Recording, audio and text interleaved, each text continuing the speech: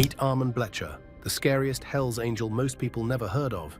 Standing 6 feet 8 inches and weighing a massive 350 pounds, this human mountain didn't need guns or weapons to terrify his enemies. Even baseball bats bounced off him like toys. His massive fists could crush bones, and legendary biker Sonny Barger once said he'd rather have Armand by his side than 10 other angels combined. Discover how this towering enforcer became a terrifying legend before meeting his shocking end. Man Mountain. When Armand Blecher walked into a room, everything seemed to shrink around him. At 6 feet 8 inches tall and weighing a massive 350 pounds, he wasn't just big. He was a human mountain. People who met him never forgot the experience. His shoulders were so wide he had to turn sideways to get through some doorways. His hands were like baseball mitts, capable of completely wrapping around a man's arm with fingers to spare. But Armand wasn't born this way. As a kid growing up in California in the 1950s, he was actually picked on by bullies. Hard to believe when you picture what he became. The story goes that young Armand got fed up with being pushed around and decided to transform himself. He hit the gym with an obsession that bordered on madness. Day after day, he pumped iron until his muscles screamed. While other guys might work out to look good at the beach, Armand trained like his life depended on it. And according to biker legends, he didn't stop at just working out. Whispers followed him that he used horse steroids to pack on even more size, though nobody ever dared ask him about it to his face. By the time he patched in with the Hells Angels in the late 1960s, he was already becoming a legend. Other bikers would point him out at rallies, and newbies couldn't believe their eyes. "That can't be real," they'd say. But he was real all right, and the sight of him climbing off his chopper, which looked like a kid's toy beneath him, was enough to make even the toughest guys nervous. Sonny Barger, the famous leader of the Hells Angels, once said that if he had to go into battle, he'd rather have just Armand by his side than 10 other angels. That wasn't just talk. Armand's size was so intimidating that many fights never even started. One look at the giant angel cracking his knuckles was usually enough to make potential troublemakers suddenly remember they had somewhere else to be. No guns needed. While most outlaw bikers packed heat, Armand Blecher was known for something unusual in the violent biker world of the 1970s. He rarely carried weapons. With fists the size of Christmas hams, why would he need to? "Guns are for guys who can't handle their business," he reportedly once said to a prospect who was showing off a new pistol. The young biker quickly tucked the gun away, lesson learned. When trouble broke out at bars where Armand worked as a bouncer, he didn't reach for a weapon, he simply waded in. One famous story tells how 3 drunk truckers started causing problems, throwing bottles and threatening the bartender. Armand simply picked up the first guy one-handed by his collar, carried him to the door like a misbehaving puppy, and tossed him into the parking lot. The other 2 troublemakers took one look and followed their buddy out without a word. What made Armand truly terrifying wasn't just his size, it was his seeming immunity to pain. A rival gang member once claimed he hit Armand multiple times with a baseball bat during a bar brawl, only to watch in horror as the giant barely flinched before grabbing him by the throat. "It was like hitting a redwood tree," the man supposedly said later. As a bouncer and bodyguard, Armand's reputation grew beyond the biker world. Hollywood stars and musicians wanted the imposing figure by their side. Frank Sinatra reportedly hired him as personal protection during a West Coast tour, and the two became unlikely friends. The contrast between the 5'7" crooner and his mountain-sized bodyguard made quite the impression at exclusive clubs and restaurants. Armand's no-guns policy wasn't about being peaceful. He was still involved in plenty of violence, according to police records. But there was something almost old-school about his approach. In a world where anyone could pull a trigger, Armand believed in the power of his fists. And for many years, they were all he needed to stay on top of the dangerous world he called home. Bulletproof beast. If you asked anyone who ran into Armand Blecher back in the 70s, they'd tell you he wasn't a normal human being. Sure, his massive 6 feet 8 inches frame and 350 pounds of muscle were impressive enough, but there was something else about him. Something that made people whisper that he might actually be bulletproof. Of course, he wasn't really bulletproof. The 3 bullets that ended his life at age 33 proved that. But for years, the stories about his ability to shrug off punishment that would drop any normal man made him seem almost superhuman. Take the infamous Oakland bar fight of 1972. According to biker lore, Armand was enjoying a quiet beer when 4 members of a rival club decided to jump him. Bad idea. One guy smashed a beer bottle over Armand's head. The bottle shattered, beer went everywhere, and Armand just turned around slowly, wiped the beer from his eyes, and smiled. That smile, witnesses said, was scarier than any threat. Within minutes, all 4 attackers were laid out on the floor, and Arman went back to his beer like nothing had happened. When the police showed up, they found Arman with barely a scratch while his opponents needed ambulances. Then there was the legendary baseball bat incident. This one got told and retold so many times around biker campfires that it's hard to separate fact from fiction. But the basic story goes like this. During a territory dispute with another gang, someone took a Louisville Slugger to Arman's back. The wooden bat literally splintered on impact. Arman turned around, grabbed the guy by his jacket, and sent him flying across the room with one punch. The attacker had been a college baseball player. He hit Arman with everything he had. Might as well have been swinging a toothpick at a grizzly bear. How did Arman do it? Some said it was the steroids he allegedly used. Others pointed to his unnatural pain tolerance. A few even claimed he practiced some kind of Eastern meditation that allowed him to block out pain. The truth was probably more straightforward, a combination of adrenaline, alcohol, and an absolutely massive frame that could absorb punishment that would flatten smaller men. Arman's reputation for being bulletproof spread far beyond biker circles. Bouncers at clubs throughout California told stories about him. One night at a San Francisco nightclub, a drunk with a knife thought he could take on the giant doorman. According to witnesses, Arman let the guy cut him on the arm, a long, shallow slice, just to prove a point. While blood dripped down his massive forearm, Arman never broke eye contact with the knife wielder. He then calmly reached out, took the knife away, and bent the blade in half before tossing it aside. This seemingly supernatural resistance to pain earned Arman the nickname The Beast among those who feared him most. Police reports from his numerous arrests often noted his unusual calmness, even when injured or in handcuffs. One Fresno officer wrote in a report that the suspect had visible injuries but showed no signs of discomfort or distress. He refused medical attention, stating he didn't believe in doctors. His fellow Hells Angels used his reputation to their advantage.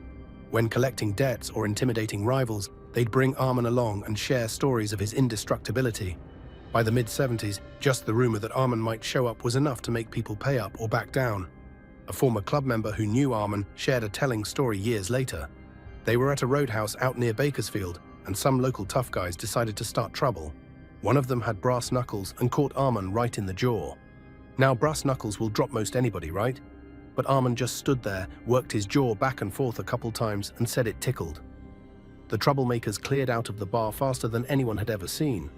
What made Arman even more intimidating was that he seemed to enjoy pain, or at least he never showed any fear of it. While other bikers would brag about their wounds and scars, Arman acted like his were nothing special. A broken finger, he'd just tape it up himself and keep going. A knife wound, just another day at the office. This attitude extended to his famous bar fights. While most brawlers try to avoid getting hit, Arman sometimes intentionally took a punch or two just to show his opponents how little effect they had. It was psychological warfare at its most primitive, and it worked. A bartender from a Fresno dive bar recalled seeing Arman let a guy punch him square in the stomach once. This was a big dude too, a former boxer. He hit Arman with everything he had. Arman just laughed and asked if that was all he got. The guy practically ran out of the bar. Stories about Arman's toughness weren't limited to fights. Fellow bikers swore he could drink amounts of alcohol that would put normal men in the hospital. One tale claims he drank an entire bottle of whiskey in one go during an initiation ritual, then rode his motorcycle 100 miles without showing any signs of being drunk. His pain resistance wasn't just for show, it had practical benefits in the biker world. In a culture where showing weakness could be deadly, Arman's ability to shrug off injuries gave him a massive advantage. Other bikers knew that hurting him wouldn't slow him down, it would just make him mad. Arman's reputation was so strong that some Hells Angels chapters would borrow him from his Fresno base when they needed extra muscle for particularly dangerous situations. He became something of a troubleshooter for the club, showing up when tensions were highest and the risk of violence was greatest. His appearance alone was often enough to prevent bloodshed. Rival gangs would take one look at the giant angel and decide that whatever the dispute was about, it wasn't worth facing him. This earned Arman a strange respect even among enemies of the Hells Angels, who viewed him as something like a force of nature, not evil, just unstoppable. Law enforcement agencies had their own files on Arman, with one police detective describing him as impervious to standard compliance techniques. This was cop speak for saying that pepper spray, batons, and even tasers seemed to have minimal effect on him. It typically took multiple officers to restrain him during his numerous arrests. But perhaps the most impressive testament to Arman's toughness wasn't from a fight at all. During a motorcycle accident in 1974, he was thrown from his bike at high speed, breaking several ribs and fracturing his arm. Witnesses expected to find a dead or at least unconscious man. Instead, they found Arman trying to lift his 700-pound chopper by himself, concerned more about damage to his bike than his own injuries. When paramedics arrived, he refused treatment and somehow managed to ride his damaged motorcycle home, one-handed with broken ribs. He didn't visit a hospital. Instead, a club member who had some medical training wrapped his ribs, set his arm in a homemade cast, and Arman was back at the clubhouse bar that same night. Of course, no human is truly bulletproof, and Arman's seeming invincibility likely drove him to take risks that eventually caught up with him. His belief in his own indestructibility might explain why he reportedly walked into that fateful confrontation with his cousins unarmed, never expecting that the day would end with him bleeding out on the floor of their tire shop. The legend of the bulletproof beast lives on in biker folklore, growing with each retelling. Some stories claim he once caught a bullet with his teeth, or that knives would bend on contact with his skin. Pure fiction, of course, but the truth, a mountain of a man with an unnatural tolerance for pain and a complete disregard for his own safety, was frightening enough without embellishment. In the end, Arman Bletcher wasn't bulletproof at all. He was just a man, albeit an extraordinarily large and tough one, who created such an intimidating presence that the stories about him took on a life of their own. But for a few brief years in the 1970s, if you were in a California bar and saw this giant walk through the door, you might have believed the legends yourself. Star Protector. In the glitzy world of 1970s, Hollywood and Las Vegas, celebrities needed protection. Not just from overeager fans wanting autographs, but from real dangers: stalkers, kidnapping threats, and organized crime. While most stars hired ex-cops or military men in neat suits, Frank Sinatra made a different choice.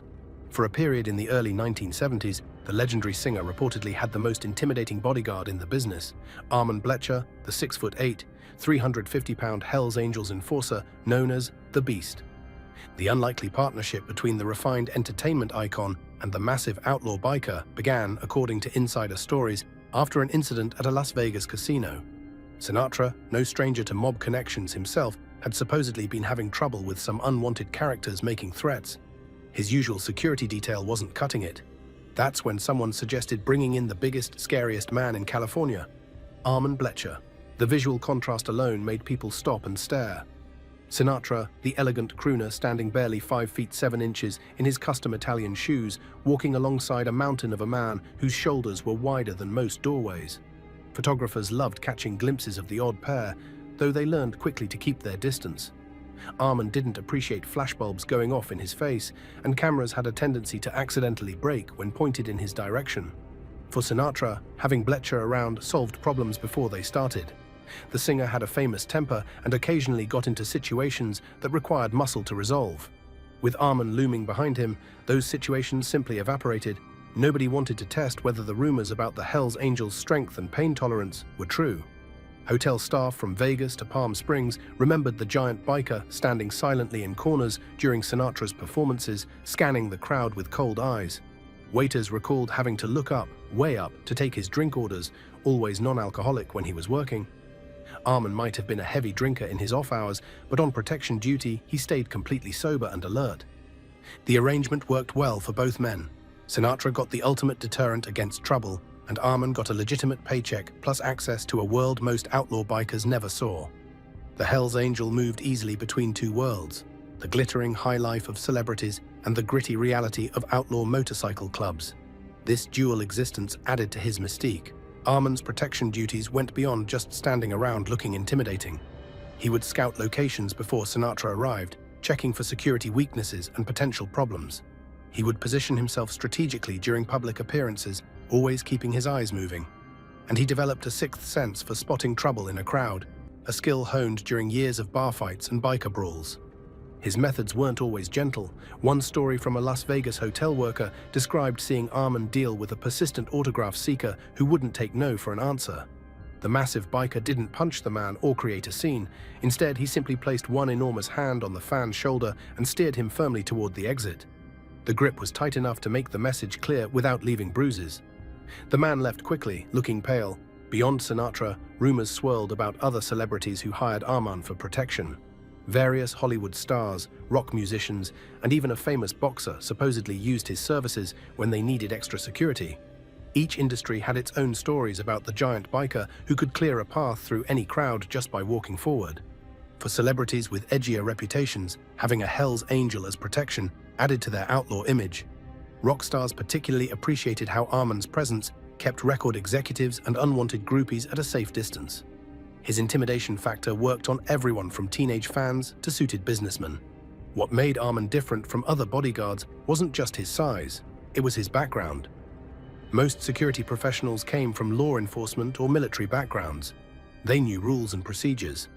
Arman came from a world where violence wasn't just a possibility, but an everyday reality. His approach to protection came from experience, not training manuals. This difference showed in how he handled potential threats. Professional bodyguards were taught to evacuate their clients from dangerous situations. Arman's instinct was to eliminate the threat entirely. Several times, according to Vegas insiders, Sinatra had to specifically order him not to hurt someone who had crossed a line. The singer reportedly appreciated the loyalty, but didn't want excessive violence associated with his name. The entertainment industry gossip columns occasionally hinted at Arman's presence in Sinatra's entourage, usually describing him only as a large associate or personal security. The Hells Angels connection was rarely mentioned in print, partly because Arman himself avoided publicity, and partly because Sinatra's team worked to keep it quiet. Nevertheless, industry insiders knew exactly who the giant man in the corner was. His reputation spread through Hollywood whisper networks, with stories growing more outlandish with each telling. Some claimed he had once carried an unconscious Sinatra through a kitchen fire after a club explosion. Others insisted he had thrown a stalker off a second-story balcony into a swimming pool. Most of these tales were certainly exaggerated, but they added to the mystique surrounding the unlikely bodyguard. Arman's duties sometimes extended beyond just physical protection. He reportedly drove Sinatra to private meetings where the singer didn't want his regular entourage present. He delivered messages too sensitive for phones, and he stood watch outside hotel rooms during meetings that never appeared in any official schedule. The full extent of his service to Sinatra may never be known, but it clearly went beyond simple security work. The relationship wasn't just professional. According to those who knew both men, Sinatra actually liked having Arman around. The singer had always been fascinated by tough guys with colorful backgrounds, and Arman certainly qualified. They weren't friends exactly, their worlds were too different for that, but there was mutual respect. Sinatra appreciated loyalty and straightforwardness, qualities Arman had in abundance. For his part, Arman never bragged about his celebrity connections back at the Hells Angels clubhouse. When asked about rumors that he worked for Sinatra, he would typically shrug them off or change the subject. The code of the outlaw biker didn't include name-dropping about famous clients, no matter how impressive they might be. The arrangement eventually ended, though stories differ on exactly why. Some say Sinatra's regular security team felt undermined by the biker's presence. Others claim Arman's increasingly complicated legal issues made him too much of a liability for a public figure like Sinatra. Whatever the reason, the giant Hells Angel eventually returned to his primary world of motorcycle clubs and bar bouncing. But the legend of the Star Protector lived on in Hollywood. Even decades later, security professionals in the entertainment industry would reference Arman's time with Sinatra as the gold standard of intimidation. Nobody who saw the giant biker standing guard ever forgot him, or dared to cause trouble while he was watching. The unlikely partnership between one of America's most beloved entertainers and one of its most feared bikers remains a fascinating footnote in celebrity history. It shows how even stars who lived in the spotlight sometimes needed help from men who operated in the shadows. And for a brief time in the 1970s, the biggest shadow of all belonged to Arman Blecher, the Hells Angel who protected the stars. Sonny's seal of approval. When it comes to the Hells Angels Motorcycle Club, one name stands above all others in terms of respect and authority: Ralph "Sonny" Barger. As the founder of the Oakland chapter and longtime national president, Barger's opinion carried more weight than almost anyone else in the outlaw biker world. When Sonny Barger spoke, Hells Angels listened, and when it came to Arman Blecher, Barger didn't just speak, he raved. According to biker law, Barger once made a statement that cemented Blecher's reputation forever. When asked who he'd want by his side in a serious situation, Barger reportedly said he'd rather have just Arman than 10 other Hells Angels combined. Coming from a man who had hundreds of tough bikers at his disposal, this was the ultimate endorsement. Barger first met Blecher in the late 1960s when the giant was still a prospect, working to earn his full patch with the Fresno chapter. Even then, before he reached his full physical prime, Bletcher stood out. Not just because of his height and build, but because of his unusual approach to conflict. While many prospects tried to prove themselves through wild, uncontrolled aggression, Bletcher was notably calm and calculated. He didn't waste energy on unnecessary movements or threats. When action was needed, he simply acted. This efficiency impressed Barger, who had seen countless tough guys come and go over the years. The Hells Angels leader had a military background, having served in the army, and he appreciated discipline even within the chaotic world of outlaw bikers. Bletcher's methodical approach to violence, combined with his extraordinary physical gifts, made him stand out from the typical muscle. By the early 1970s, when Bletcher had earned his full colors and established his fearsome reputation, Barger would occasionally borrow him from the Fresno chapter for situations that required special handling. While the details of these missions remained shrouded in biker secrecy, their results would often be evident. Problems that had been brewing suddenly disappeared, rival gangs backed down, and disputes were settled with surprising speed.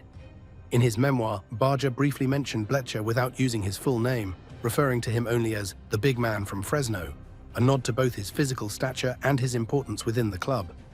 Barger described watching Bletcher load 2 motorcycles into a truck by himself, lifting each bike as if it were a bicycle rather than a 700-pound machine. The story was written with clear admiration, rare for a man who was notoriously sparing with his praise. This approval from the top of the Hells Angels hierarchy gave Bletcher a special status within the club. While he never held an official leadership position, he wasn't cut out for the politics and planning that came with being an officer. He enjoyed a level of respect typically reserved for chapter presidents and longtime members.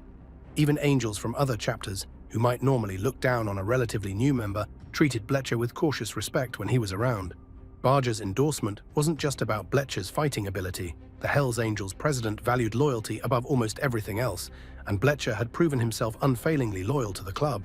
Unlike some members who put their own interests first, Bletcher always prioritized the Angels. He never talked to law enforcement, never complained about taking the dangerous assignments, and never tried to leverage his reputation for personal gain. This loyalty extended to Barger personally. On multiple occasions when tensions arose within the club, inevitable in an organization filled with strong personalities and volatile tempers, Bletcher firmly aligned himself with Barger's faction. This wasn't blind following. Bletcher simply recognized Barger's leadership as beneficial for the club as a whole. Having the biggest, most intimidating member firmly in your corner was a significant advantage for Barger in maintaining his position. The relationship between the two men wasn't exactly friendship in the traditional sense. They were too different for that. Barger was calculating, politically savvy, and media conscious, carefully crafting the Hells Angels' public image, even while engaging in activities he knew were better kept private. Bletcher was straightforward, uninterested in publicity, and focused entirely on the present moment rather than long-term strategy. But despite these differences, they shared a mutual respect based on recognition of each other's unique qualities. At club gatherings, observers noted how Barger would often position Bletcher near him, not just as protection, but as a visible symbol of the power at his disposal. In group photos from the era, Bletcher typically stands slightly behind Barger, towering over everyone else, his size making the club president's security clear without a word needing to be said. This visual association benefited both men. For Barger, having the club's most physically imposing member as a clear ally reinforced his leadership. For Bletcher, the close association with Barger gave him a status within the club that his relatively short tenure might not otherwise have earned him. It was a mutually beneficial arrangement that worked on multiple levels. Barger's appreciation for Bletcher went beyond just his fighting ability. According to those familiar with both men, Barger particularly valued Bletcher's self-control. Despite his fearsome reputation and capabilities, Bletcher rarely initiated violence without clear purpose. He wasn't a loose cannon who might create problems for the club through impulsive actions. In an organization where hot-headed behavior could bring unwanted police attention, Bletcher's restraint was as valuable as his strength. This restraint showed itself in how Bletcher handled police interactions as well. While many Hells Angels automatically antagonized law enforcement, Bletcher was known to remain calm during arrests and questioning. He never cooperated, maintaining the club's code of silence, but he also didn't make situations worse through resistance or threats. Barger, always concerned about the club's legal vulnerabilities, appreciated this approach. When Bletcher died in 1975, allegedly shot by his own cousins during a dispute, Barger made sure the Fresno chapter gave him a proper Hells Angels funeral. The event drew members from chapters across California and beyond, a testament to how widely Bletcher's reputation had spread. Barger himself attended, an honor not given to every fallen angel. Years later, when asked about memorable members who had passed through the club's ranks, Barger would occasionally mention Bletcher, usually with a slight shake of his head, as if still amazed by the man's physical capabilities.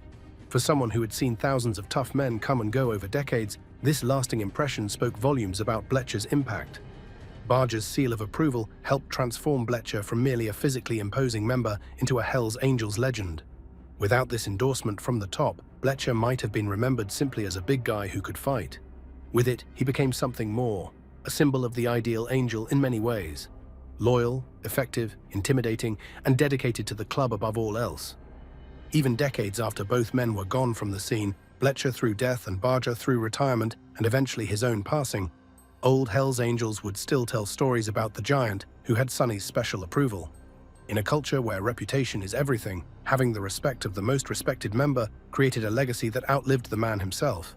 The legend of Armand Bletcher, already substantial based on his size and fighting ability, was elevated to mythic status largely because the most important figure in Hells Angels history decided this one was special. Sonny Barger had seen it all, done it all, and known everyone worth knowing in the outlaw biker world. If he said Bletcher was one in a million, who would dare argue? From bullied to bully. The story of Armand Bletcher begins like many tales of men who later become infamous for their toughness, with a skinny kid who was pushed around too many times. Before he became the mountain of muscle that terrorized California's underworld, young Armand was just another target for schoolyard tormentors in 1950s Alameda County. Born in 1942 to Edward Bletcher, a Navy veteran who served in 3 wars, Armand started life with a strong example of masculinity in his home. His father had survived combat in World War II Korea and later Vietnam, a man who understood violence and discipline. But while Edward Bletcher was tough, his son initially was not. The early school photos that still exist show a surprisingly average boy, not particularly small, but certainly nothing like the giant he would become. With dark hair and a serious expression, young Armand blended into class pictures, just another post-war kid in a time when America was booming and suburban life was taking shape. But something was happening to Armand that didn't show in those formal school portraits. According to childhood acquaintances who later spoke about him, Armand was a frequent target for bullies. The exact reasons aren't clear. Perhaps he was quiet or awkward, or simply unlucky enough to catch the attention of the wrong kids. Whatever the cause, the effect was clear. Repeated humiliation at the hands of stronger boys. This pattern continued into his early teens. While many kids who suffer bullying find ways to cope, making friends in other circles, excelling at academics, or simply enduring until graduation, Armand apparently chose a different path. Somewhere around age 15, according to those who knew him, he made a decision that would alter the course of his life. He would never be weak again. His transformation began with basic weightlifting. In the 1950s, bodybuilding was nowhere near as common as it is today. Information was limited to a few magazines, and whatever wisdom could be found at local gyms. Equipment was primitive by modern standards, but Armand attacked his new hobby with an intensity that surprised everyone who knew him. While other teenagers were going to dances or playing sports, Armand was lifting weights in his garage. He started with a simple barbell set, adding more plates as his strength increased. His father, recognizing something of himself in his son's determination, supported this interest. After all, physical strength was something a military man could understand and appreciate. Within a year, the changes were noticeable. The formerly average teenager had put on muscle, broadened his shoulders, and grown several inches taller. By 17, he was already standing out in a crowd. But this was just the beginning of his physical transformation. After high school, when many of his classmates went to college or took local jobs, Armand intensified his bodybuilding regimen. Now lifting at a real gym in Oakland, he absorbed knowledge from older bodybuilders and weightlifters. He changed his diet, eating massive amounts of protein. He trained for hours each day, pushing beyond normal limits of endurance. And then, according to persistent rumors that followed him throughout his life, he crossed a line that many serious bodybuilders of that era faced. He began using steroids. In the early 1960s, performance-enhancing drugs were not yet illegal, though they weren't widely available either. The exact substances Armand allegedly used are unclear in the stories. Some accounts mention horse steroids typically used for livestock. Others reference military-grade performance enhancers his father might have helped him obtain. Whatever the truth of these rumors, the results were undeniable. By his early 20s, Armand Bletcher had transformed himself from an ordinary young man into something extraordinary. Standing over 6 feet 8 inches tall and weighing well over 300 pounds, he was now the one who caused fear in others. The psychological transformation matched the physical one. The formerly bullied boy developed a presence that commanded respect, or at least caution, from everyone he encountered. His voice deepened to a rumbling bass. His posture became imposing. He learned to use his size to intimidate without even needing to make threats. This new identity needed a suitable environment, and Arman found it in the emerging outlaw motorcycle culture of 1960s California. The Hells Angels and similar clubs valued exactly what Arman now embodied: physical power, intimidation, and a willingness to use violence. When he began hanging around the Fresno chapter, they immediately recognized his potential. The irony of his situation was probably not lost on Arman. The very qualities that had made him a target as a boy, being different, standing out from the crowd, now made him valuable in his new world. His enormous size, once a source of mockery, had become his greatest asset.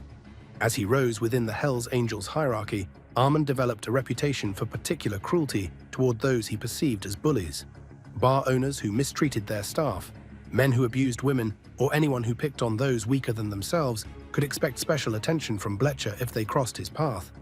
This wasn't justice in any formal sense. It was personal, a reflection of his own history. Several accounts describe incidents where Arman intervened when seeing smaller men harassed by groups. One bartender recalled how Bletcher spotted 3 drunk construction workers cornering a much smaller man outside a Fresno bar. Without hesitation, he walked over, physically separated the group, and made it clear that the harassment was over. When one of the construction workers objected, Arman reportedly picked him up by his collar and belt and deposited him in a dumpster. Yet even as he protected some from bullying, Arman had become something of a bully himself. His intimidation tactics weren't limited to defending the innocent. As an enforcer for the Hells Angels, he used his size and strength to collect debts, pressure rivals, and maintain the club's territory. The line between protection and extortion often blurred in the outlaw biker world. By the mid-1970s, when Arman was at the height of his power within the Hells Angels, few would have guessed his origins as a bullied teenager. The massive enforcer seemed like he had always been intimidating, always been powerful. The skinny kid from Alameda County existed only in fading photographs and the memories of those who had known him before. The ultimate tragedy of Arman Bletcher's transformation was that it may have contributed to his death. The overwhelming confidence in his own physical power, the belief that he could intimidate anyone into backing down, likely led him to walk unarmed into his final confrontation with his cousins. For all his size and strength, bullets don't discriminate between the weak and the powerful. In the end, the bullied boy who became a feared enforcer discovered the limits of physical intimidation. All the muscles in the world couldn't stop the 3 bullets that ended his life at age 33. But his legend lives on, a cautionary tale about how trauma can shape a life, how victims sometimes become perpetrators, and how the search for power can lead down dangerous paths. Motorcycle muscle. When most Hells Angels struggled to handle their heavyweight motorcycles, Arman Bletcher made them look like toys. Standing at 6 feet 8 inches and weighing over 350 pounds of solid muscle, his strength wasn't just for show. It was practical in the biker world where heavy machines often needed to be lifted, pushed, or hauled. The story that cemented his reputation for superhuman strength came from none other than Sonny Barger himself. In his memoir, Barger described watching Bletcher single-handedly load 2 Harley-Davidson motorcycles into the back of a pickup truck. For anyone familiar with motorcycles, this feat seems almost impossible. A typical Harley from that era weighed between 600 and 700 pounds. Most men couldn't even push one up a ramp without help, let alone lift it bodily into a truck bed. Bletcher's own motorcycle was customized to accommodate his enormous frame. The handlebars were set wider than standard, the seat was reinforced with extra supports, and the suspension was beefed up to handle his weight. Even with these modifications, he still looked comically large on the bike, his knees sticking out to the sides, his massive boots nearly dragging on the ground at stops. The sight of him on his chopper became legendary among California bikers.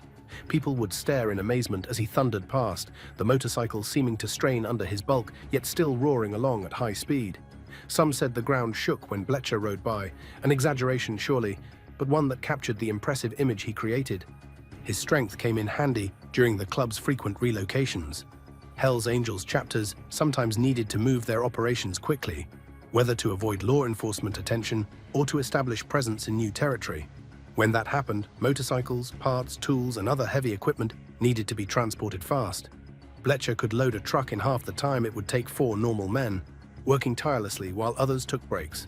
Beyond just lifting motorcycles, Bletcher understood them mechanically. His massive hands could apply torque to stubborn bolts that others couldn't budge. He could hold heavy engine blocks in position while others worked on mounting them. He could straighten bent frames and forks after accidents, using pure strength where others would need specialized tools. This combination of size, strength, and practical knowledge made him invaluable to the club beyond his intimidation factor. He wasn't just muscle, he was motorcycle muscle, specially adapted to the needs of an outlaw biker gang. In a world where your machine was your freedom and your identity, having someone who could manhandle those machines was a tremendous asset. When Bletcher died in 1975, one of the most memorable parts of his Hells Angels funeral was the motorcycle procession. His own bike was ridden at the front by another club member, while dozens of angels followed behind. The empty space where his massive frame should have been sitting served as a powerful reminder of just how unique he had been, a giant among men whose strength had become the stuff of biker legend. Bouncer extraordinaire. When Armand Bletcher stood at the door of a bar, trouble stayed outside. During the early 1970s, his reputation as a bouncer spread throughout California's roughest drinking establishments. Bar owners would pay premium rates just to have him work a single weekend night, knowing his presence alone would prevent the costly damages of bar fights and rowdy customers. Standing at the entrance, his massive frame blocking most of the doorway, Bletcher created an immediate impression on anyone trying to enter. His standard pose became legendary, arms crossed over his enormous chest, legs planted shoulder-width apart, head slightly lowered to look down at approaching patrons. He rarely smiled. He didn't need to say much. His body language communicated everything necessary: behave or leave. What made Bletcher different from typical bouncers wasn't just his size, though at 6 feet 8 inches and 350 pounds, he certainly had a physical advantage. It was his approach to the job. While many bouncers enjoyed the power trip and looked for excuses to get physical, Bletcher preferred prevention over confrontation. He could spot potential troublemakers before they even entered the building, noting subtle signs of aggression or excessive intoxication that others might miss.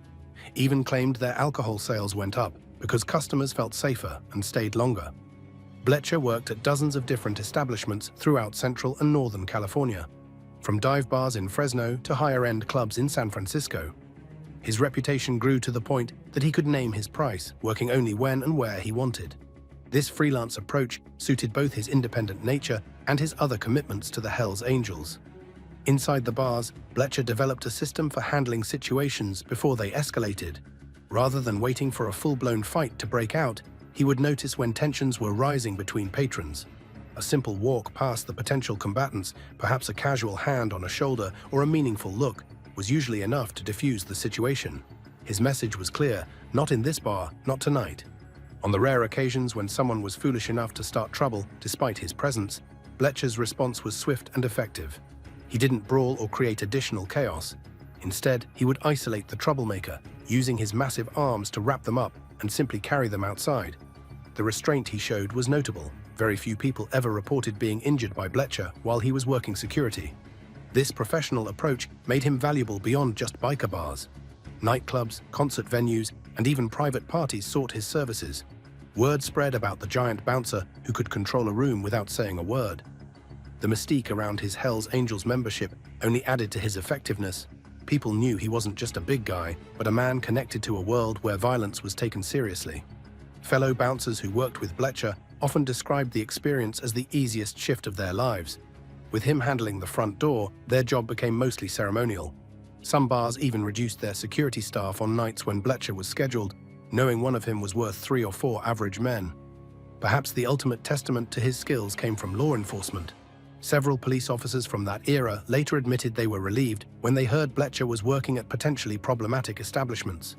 They knew calls from those locations would be fewer on those nights, and any situations that did arise would likely be contained before police arrival became necessary.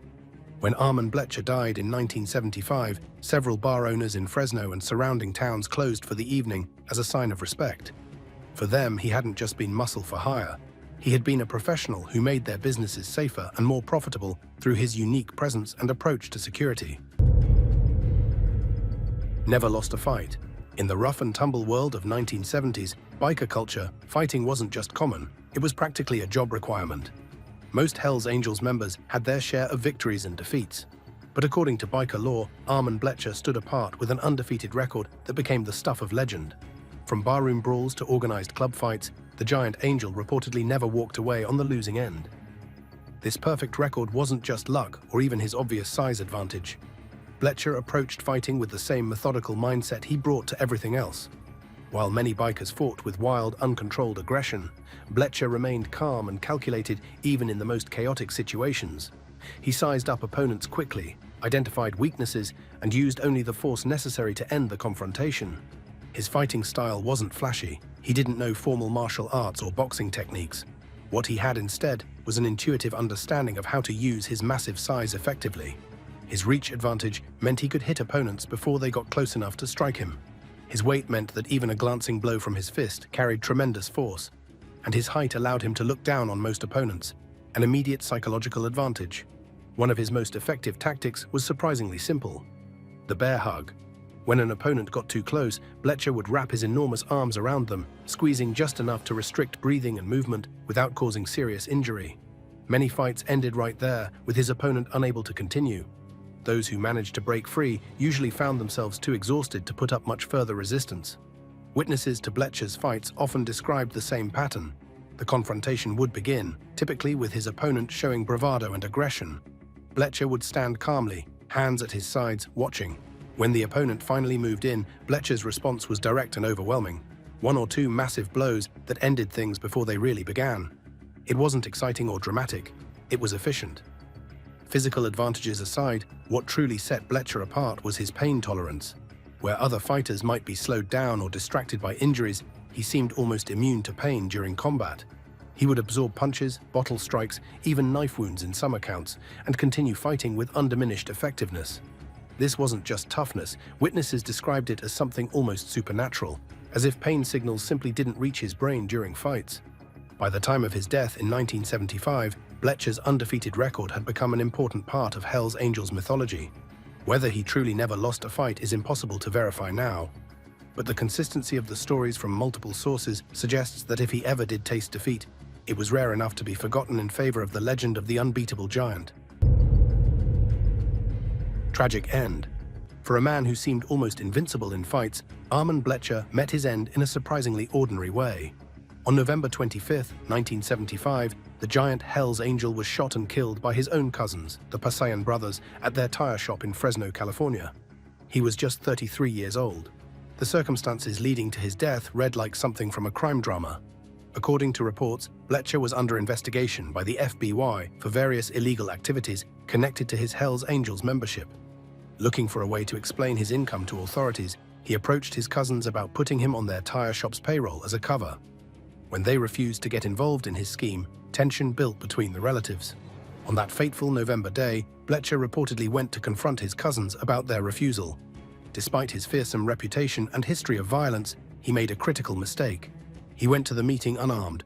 Perhaps he believed his size and intimidation factor would be enough, as it had been countless times before. The confrontation quickly escalated. The Pasayan brothers, fearing for their lives, allegedly struck Bletcher with a baseball bat. In a testament to his legendary toughness, even this didn't stop the Giant Angel. As he continued to advance, one brother fired warning shots at the ground. When these failed to deter Bletcher, Josh Pasayan fired 3 bullets directly at him. The shots hit Bletcher in the back and he fell. For a man who had shrugged off countless punches, broken bottles, and even knife wounds, it was plain lead bullets that finally proved his mortality. The brothers claimed self-defense against an unarmed but incredibly dangerous man, and no murder charges were filed. The Hell's Angels gave Bletcher a proper biker funeral, with a long procession of motorcycles escorting his casket. Sonny Barger himself reportedly attended, a mark of respect for the fallen giant. In death, as in life, Bletcher stood out. His custom-made coffin was one of the largest ever ordered in Fresno County. The timing of Bletcher's death added another layer of tragedy to his story. Just when federal authorities were closing in on him, perhaps threatening his freedom, his life was cut short not by law enforcement but by family members. Some speculated that had he lived, he might have faced serious criminal charges related to the ongoing FBI investigation. Others suggested he was preparing to leave California altogether, possibly to start fresh in another Hell's Angels chapter far from federal scrutiny. His death sent shockwaves through the outlaw biker community. For years, members had believed Bletcher was untouchable, a giant who could handle any physical threat. The fact that he could be killed by ordinary men with ordinary guns was a sobering reminder of mortality for everyone in the club. Ever wondered what happens behind closed doors when Hell's Angels gather? These bad boys aren't just riding bikes, they're living by secret codes most of us will never see. From blood-mixing ceremonies to fiery heart rituals, these hardcore bikers take brotherhood to the extreme. Their mysterious initiation rites will shock you, and wait till you hear about the Angels' baptism. What happens during their legendary 81 runs? Buckle up, we're about to reveal the wildest, most secretive traditions of America's most notorious motorcycle club. The initiation ceremony. The initiation ceremony stands as the most sacred threshold in a biker's journey to becoming a Hell's Angel. Cloaked in mystery and secrecy, this life-changing event marks the moment when a prospect finally becomes a patched member of the world's most notorious motorcycle club. After surviving months or even years of grueling tests and challenges as a prospect, the big day finally arrives. The clubhouse doors close, and only full-patched members gather to witness this pivotal moment. The room fills with anticipation. Tonight, someone's life changes forever. The ceremony itself remains fiercely guarded. What happens behind those closed doors stays there. But we know the basics. The prospect stands before his brothers-to-be, ready to formally enter the brotherhood he's fought so hard to join. The club's rules, traditions, and principles are hammered home one last time. There's no turning back now. As the ceremony builds to its climax, the prospect is gradually welcomed into the fold. The entire ritual is designed to test his mettle, dedication, and readiness to wear the club's infamous colors. Every moment reinforces that he's joining something bigger than himself, a brotherhood with decades of history and tradition. Then comes the moment every prospect dreams of, receiving the Death Head patch. This isn't just some ordinary motorcycle club logo, it's the physical embodiment of everything he's worked for. The skull with wings insignia represents hours of sacrifice, unwavering loyalty, and his new identity as a Hell's Angel. When that patch is finally handed over, it's not just cloth and thread being exchanged. It symbolizes the prospect's transformation, the old identity falling away as he fully embraces the Hell's Angel's lifestyle. That patch tells the world who he is now and where his loyalties lie. For the members witnessing this ritual, it's a powerful reminder of their own journey and the bonds that hold them together. Each initiation strengthens the club, bringing fresh blood into a brotherhood defined by its fierce dedication to each other and their shared way of life. As the ceremony concludes, a new journey begins. The freshly patched member has crossed an invisible line.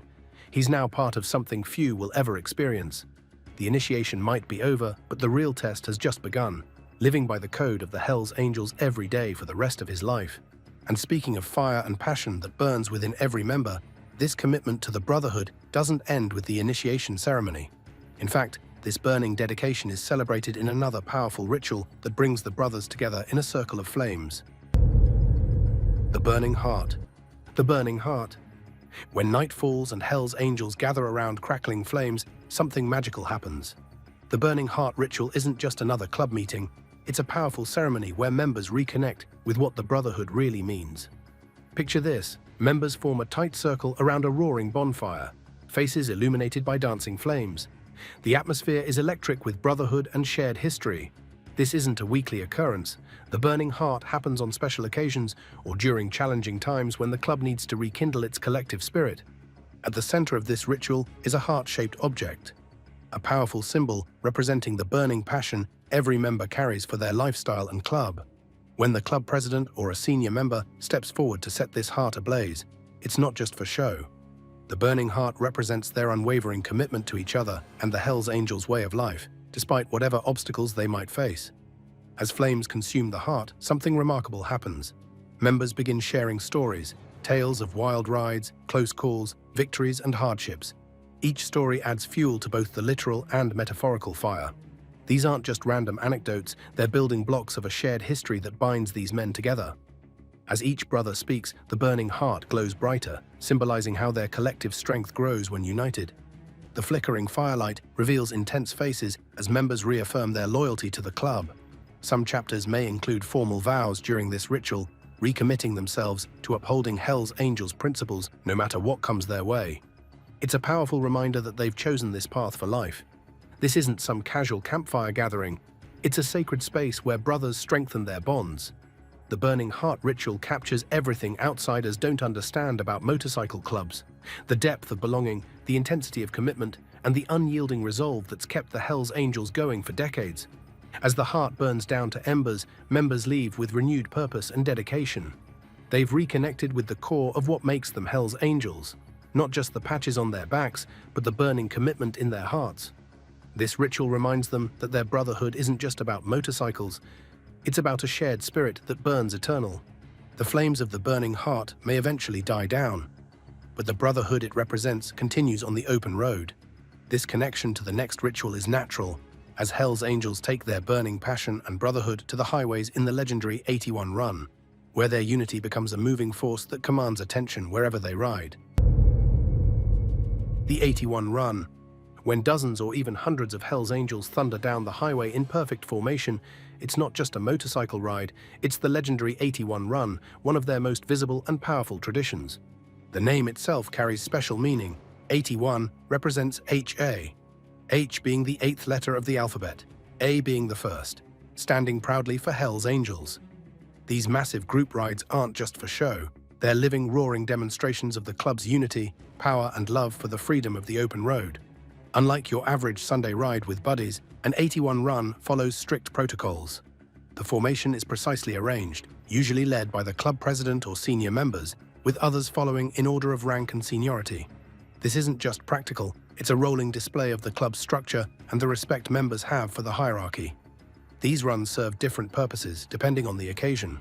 Sometimes they commemorate important events in club history, honor fallen brothers, or simply celebrate the Hells Angels lifestyle. Whatever the reason, the impact is undeniable. The thundering procession of motorcycles commands attention and respect wherever they go. What makes the 81 Run truly special isn't just the impressive sight of so many bikes moving as one, it's what happens between the riders during these journeys. Hours on the road create a shared experience that strengthens bonds like nothing else. Inside jokes, overcoming challenges together, watching each other's backs. These elements forge connections that can't be explained to outsiders. For newer members, participating in their first major run is unforgettable. It's one thing to wear the colors, but experiencing the raw power of the club in motion, feeling the brotherhood as a physical force around you on the highway, brings their commitment to life in a way nothing else can. The road becomes more than just asphalt. It transforms into the thread that binds these men together. The 81 Run embodies everything the Hells Angels stand for: freedom, brotherhood, loyalty, and their unique way of life. Every mile traveled together reinforces their identity, not just as club members, but as brothers bound by something deeper than blood. As the engines roar and the miles roll by, each rider feels their place in something larger than themselves. This isn't just transportation, it's tradition in motion. The 81 Run represents the very heart of what draws men to the Hells Angels: the call of the open road, the power of brotherhood, and the freedom that comes from choosing their own path, surrounded by brothers who have their back. When these rides conclude, the bonds forged and strengthened on the road continue. The 81 Run leads naturally into the next sacred aspect of Hells Angels' life: the proud wearing of their death head insignia, that powerful symbol each member earned the right to display through dedication and loyalty to the brotherhood. The death head insignia. When you see those infamous skull wings on the back of a leather vest, you're looking at more than just a patch. The death head insignia is the most recognizable symbol of the Hells Angels, and earning the right to wear it is one of the most significant milestones in a member's journey. This isn't just some cool logo they picked up at a bike shop. The death head, that skull with wings, is a trademarked symbol that represents everything the Hells Angels stand for. When a member puts on that patch, they're not just decorating their vest, they're declaring their identity and allegiance to the world. For prospects who've spent months or even years proving themselves worthy, receiving this patch is the moment they've been waiting for. It marks their transformation from outsider to brother, the physical embodiment of their acceptance into this elite brotherhood. That patch tells everyone who sees it that this person has earned their place among the Hells Angels. The ceremony where a new member receives their death head patch is shrouded in secrecy, taking place behind closed doors with only full-patched members present. While outsiders can only speculate about what happens, we know it involves the new member making solemn pledges to uphold the values and code of the club. It's a serious, almost sacred moment when the prospect finally becomes a full-fledged Hells Angel. Once bestowed, the death head becomes part of the member's identity. Every time they put on that vest with the death head proudly displayed on the back, they're not just getting dressed, they're putting on the mantle of responsibility that comes with representing the Hells Angels. That patch connects them to every other member across the world who wears the same symbol. The power of the Death Head goes beyond mere identification. It's a constant reminder of the vows they've taken, the brothers they're bound to, and the lifestyle they've committed to living. For Hell's Angels, this isn't just a club emblem. It's a badge of honor that symbolizes the blood, sweat, and tears they've shed to earn their place. This patch creates an instant bond between members who might otherwise be strangers. Two Hell's Angels who've never met can recognize each other by this symbol and know they share a profound connection forged through similar experiences and commitments. In a world where trust is rare, the Death Head identifies those who have proven themselves trustworthy to the Brotherhood. Perhaps most importantly, wearing the Death Head means carrying the legacy of the Hell's Angels wherever you go. It's a responsibility that members don't take lightly. They understand that their actions reflect on every other person wearing that same patch. This symbol, recognized worldwide, represents decades of history, tradition, and brotherhood. The Death Head insignia ritual reminds us that in the world of outlaw motorcycle clubs, symbols carry immense weight and meaning. And speaking of the sacred aspects of Hell's Angels membership, there's another ritual that's equally important but far less visible, the Silence Vow, where members pledge to protect the secrets of their brotherhood at all costs. The Silence Vow. In today's world where everyone overshares on social media and privacy seems like a thing of the past, the Hell's Angels have managed to maintain an impressive level of secrecy about their inner workings. At the core of this privacy is one of their most sacred rituals, the Silence Vow. This isn't just some pinky promise to keep secrets. The Silence Vow is a solemn oath that every Hell's Angel takes, pledging to protect the club's privacy, operations, and the personal business of their brothers. In a brotherhood where trust is everything, this vow forms the foundation of that trust. When a new member joins the Hell's Angels, they understand that what happens within the club stays within the club. The Silence Vow ritual, performed away from prying eyes, commits them to absolute discretion about club affairs. While outsiders can only speculate about the details, we know it involves a serious pledge never to reveal sensitive information about the club or its members. This vow isn't taken lightly. Breaking it is considered one of the most serious offenses within the Hell's Angels world. Members understand that their silence protects not just the club's activities, but also their brothers' freedom and safety. In a lifestyle that often attracts unwanted attention from law enforcement and rivals, discretion isn't just valued, it's essential. The Silence Vow creates a safe space where members can be themselves, knowing their words and actions won't be shared with the outside world. This builds a deep sense of trust and openness among brothers who know they can count on each other's discretion. In many ways, this vow is the invisible shield that protects the Hell's Angels Brotherhood from outside forces. Even in the face of pressure from police, from rivals, or from the media, Hell's Angels are expected to maintain their silence. This unwavering loyalty to the vow has helped the club maintain its mystique and protect its members through decades of scrutiny. While many outsiders have tried to penetrate this wall of silence, the vow has largely held strong. For members, the Silence Vow represents more than just keeping secrets. It's about loyalty, trust, and protecting their chosen family. It's a constant reminder that they belong to something bigger than themselves, something worth protecting. In a world where loyalty seems increasingly rare, this commitment to silence stands as a powerful symbol of the bonds between Hell's Angels. The power of this vow is evident in how little reliable information has leaked from within the club over its long history. Despite being one of the world's most famous motorcycle clubs, many of their rituals and internal operations remain mysteries to outsiders, a testament to how seriously members take their pledge of silence. This dedication to secrecy doesn't begin when someone becomes a full member. It starts much earlier, during the infamous prospect period, where potential members get their first taste of what it means to be loyal to the Hell's Angels above all else. The prospect period. Before anyone can proudly wear the Death Head patch or take the Silence Vow, they must first survive what many consider the toughest challenge of all, the prospect period. This intense trial by fire separates the truly committed from those who just like the idea of being a Hell's Angel. The prospect period isn't some quick weekend initiation. It's a grueling process that can last anywhere from several months to multiple years. During this time, prospects, as potential members are called, live in a strange in-between world. Not quite outsiders, but definitely not full members either. They're under constant evaluation, with every action and reaction being judged by the patched members. From the moment someone becomes a prospect, their life changes dramatically.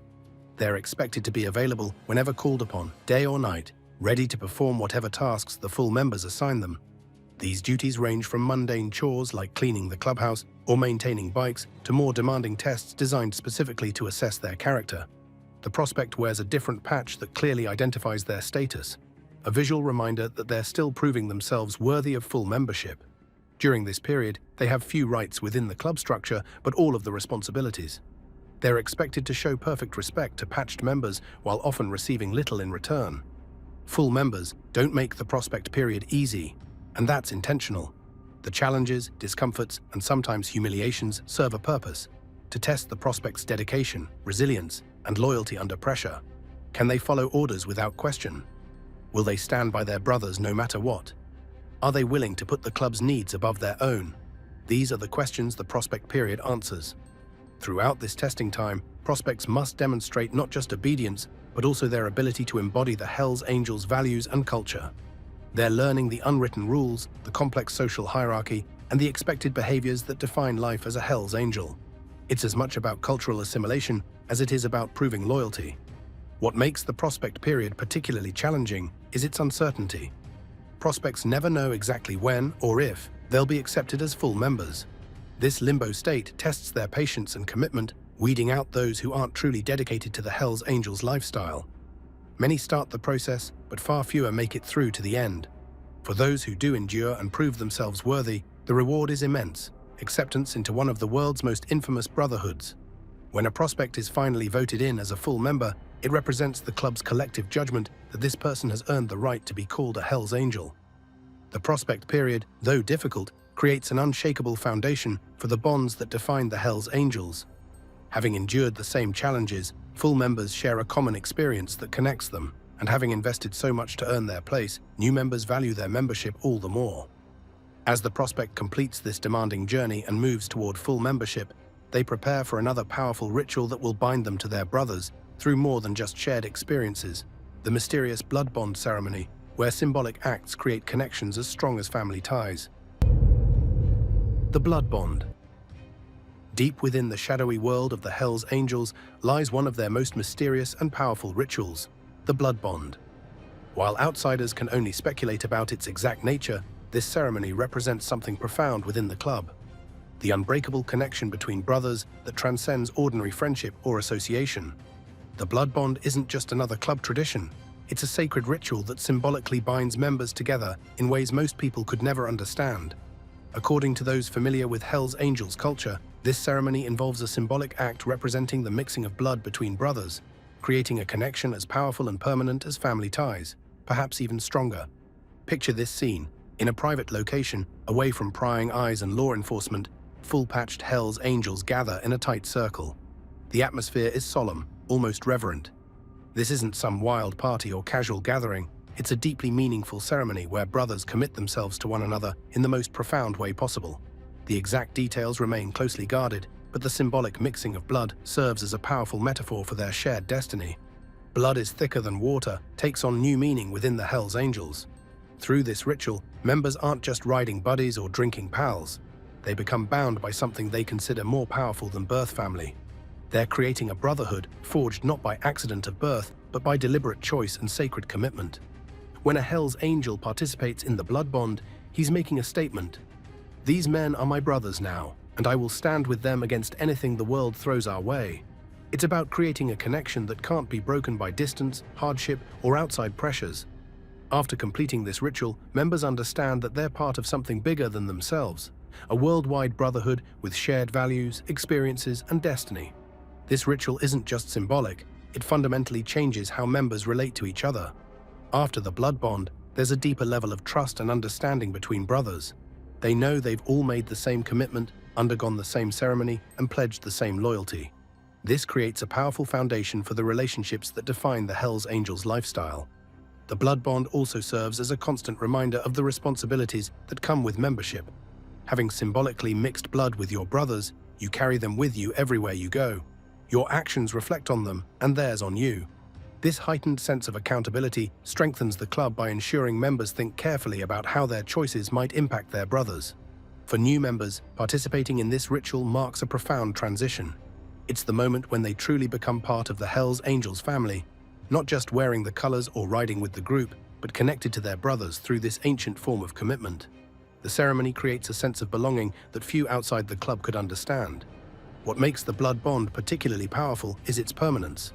Unlike modern relationships that can be easily discarded when convenient, this bond is meant to last a lifetime. Once blood has symbolically mixed, it can't be unmixed, a powerful metaphor for the lifelong commitment Hell's Angels make to their brotherhood. In today's world of fleeting connections and disposable relationships, the blood bond stands as a throwback to a more tribal, primal form of human bonding. It taps into something ancient, the understanding that sharing blood, even symbolically, creates obligations and connections that transcend the ordinary. For Hell's Angels, this isn't just theatrical. It's a sincere expression of their commitment to each other. The secretive nature of the blood bond only adds to its power.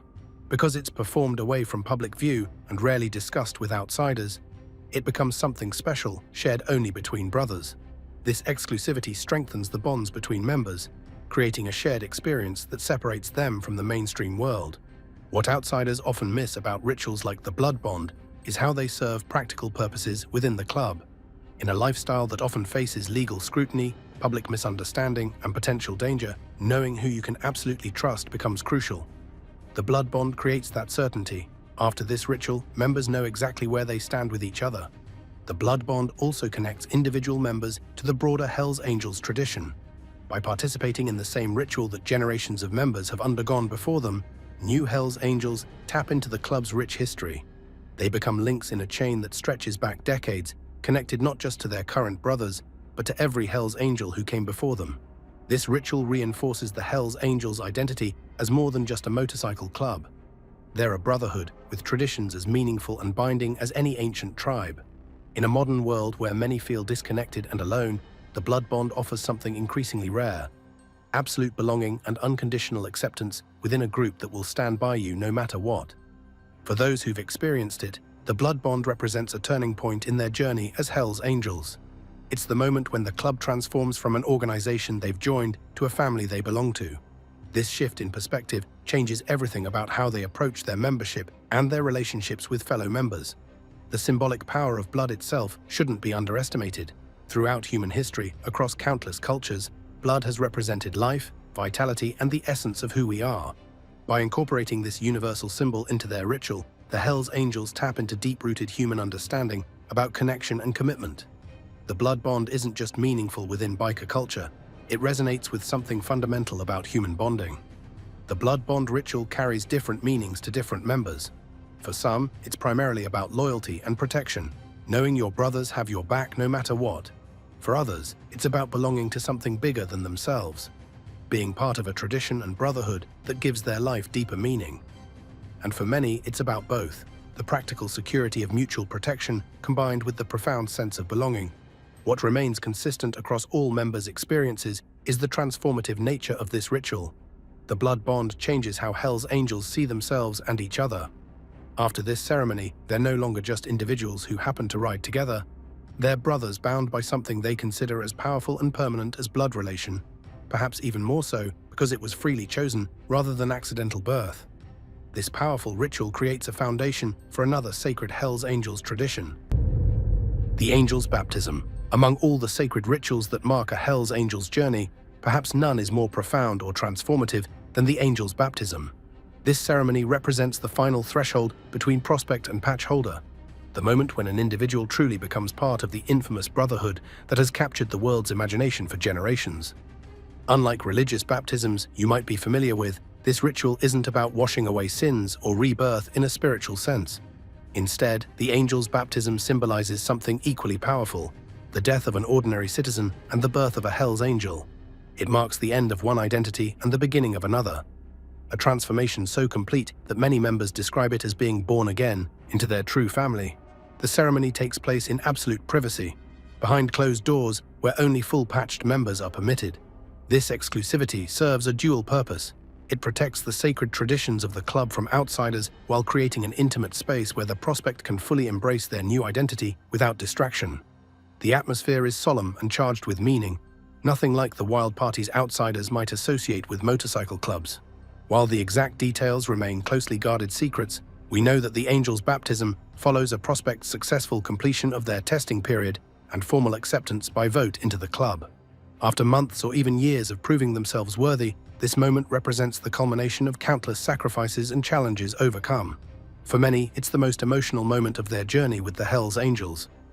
During the ceremony, the prospect stands before the assembled brotherhood, no longer as an outsider, but as a brother-to-be. Senior members often speak about the club's history, traditions, and expectations, reinforcing the weight of the moment and the responsibility that comes with wearing the Death Head patch. It's not just about celebrating the prospect's achievement, it's about ensuring they truly understand what they're becoming part of. The symbolic acts that make up the Angel's baptism vary between chapters, but they all share a common purpose: to mark the transformation from prospect to member in a way that can never be undone. Some chapters are rumored to include rituals involving fire or water as cleansing elements, while others focus more on verbal oaths and symbolic gestures. What matters isn't the specific actions, but their meaning, the complete dedication of oneself to the Hells Angels Brotherhood. For the new member, the moment when they're officially recognized as a Hells Angel often brings an overwhelming sense of belonging and acceptance. After enduring the challenges and uncertainties of the prospect period, the Angel's baptism provides definitive confirmation that they've found their place in the world. Many members describe this moment as the point where they finally felt complete, part of something bigger than themselves. The transformation that occurs during the Angel's baptism isn't just internal, it's marked by external symbols as well. This is typically when the new member receives their full Death Head patch and officially earns the right to wear the complete Hells Angels colors. These aren't mere decorations, they're powerful symbols that announce to the world the wearer's new identity and allegiance. The moment when these patches are presented during the baptism is often described as intensely emotional. After the Angel's baptism, the new member's relationship with the club fundamentally changes. They're no longer on probation or being evaluated. They're a full brother with all the rights, privileges, and responsibilities that entails. They've crossed an invisible but very real line that separates Hells Angels from the rest of society. This new status brings both freedom and obligation, as they're now expected to uphold the club's standards and protect its interests without supervision. The ceremony also connects the new member to every other Hells Angel across the world who has undergone the same ritual. Though the specifics might vary between chapters, the essence of the Angel's baptism creates a shared experience that binds members together regardless of geography or background. A Hells Angel from California can meet one from Germany, and despite cultural differences, they share the common bond of having gone through this transformative ceremony. For many members, the Angel's baptism represents the moment they truly understand the depth of brotherhood within the Hells Angels. It's not just about riding motorcycles together or wearing the same patches, it's about being bound to each other in ways most people never experience in their lives. This connection, forged through shared ritual and sealed through the Angel's baptism, creates bonds that often prove stronger than family ties. The baptism also serves a practical purpose within the club structure. It clearly delineates who is a full member and who isn't, an important distinction in an organization where trust and loyalty are paramount.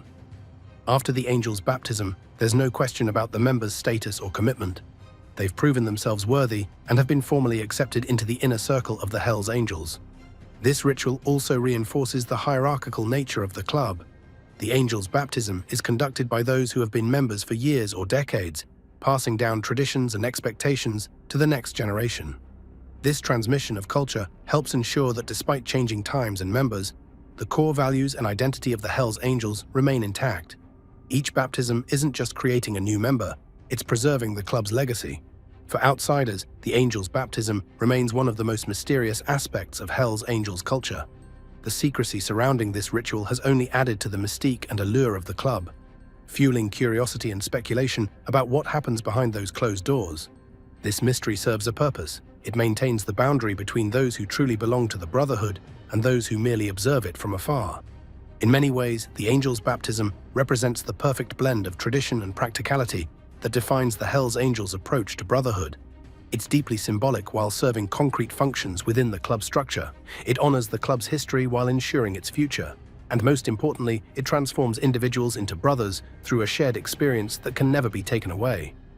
While the Hells Angels face their machines toward the open road and the freedoms it represents, they remain connected to ancient human traditions through rituals like the Angel's baptism. This ceremony taps into something primal, the human need for belonging, transformation, and shared experience. It's a modern ritual with ancient roots, fulfilling needs that have defined human tribes since the beginning of time. After experiencing the profound transformation of the Angel's baptism, a new Hell's Angel begins to more deeply appreciate all aspects of the biker lifestyle, including the sacred relationship between a rider and his motorcycle. This connection leads naturally to another important Hell's Angels ritual, the motorcycle blessing, where members honor the machines that carry them through their journey as brothers on the open road. The motorcycle blessing. For a Hell's Angel, a motorcycle isn't just some machine you ride to get groceries, it's their wings, their freedom, their identity on wheels. So it makes perfect sense that one of their most sacred rituals focuses specifically on honoring this mechanical companion that carries them through life's journey. The motorcycle blessing stands as a powerful tradition that captures the deep spiritual connection between a Hell's Angel and his bike. Picture this scene. Away from public eyes and media cameras, Hell's Angels gather around a brother's motorcycle in a circle of reverence. This isn't some casual kickstand check before hitting the road.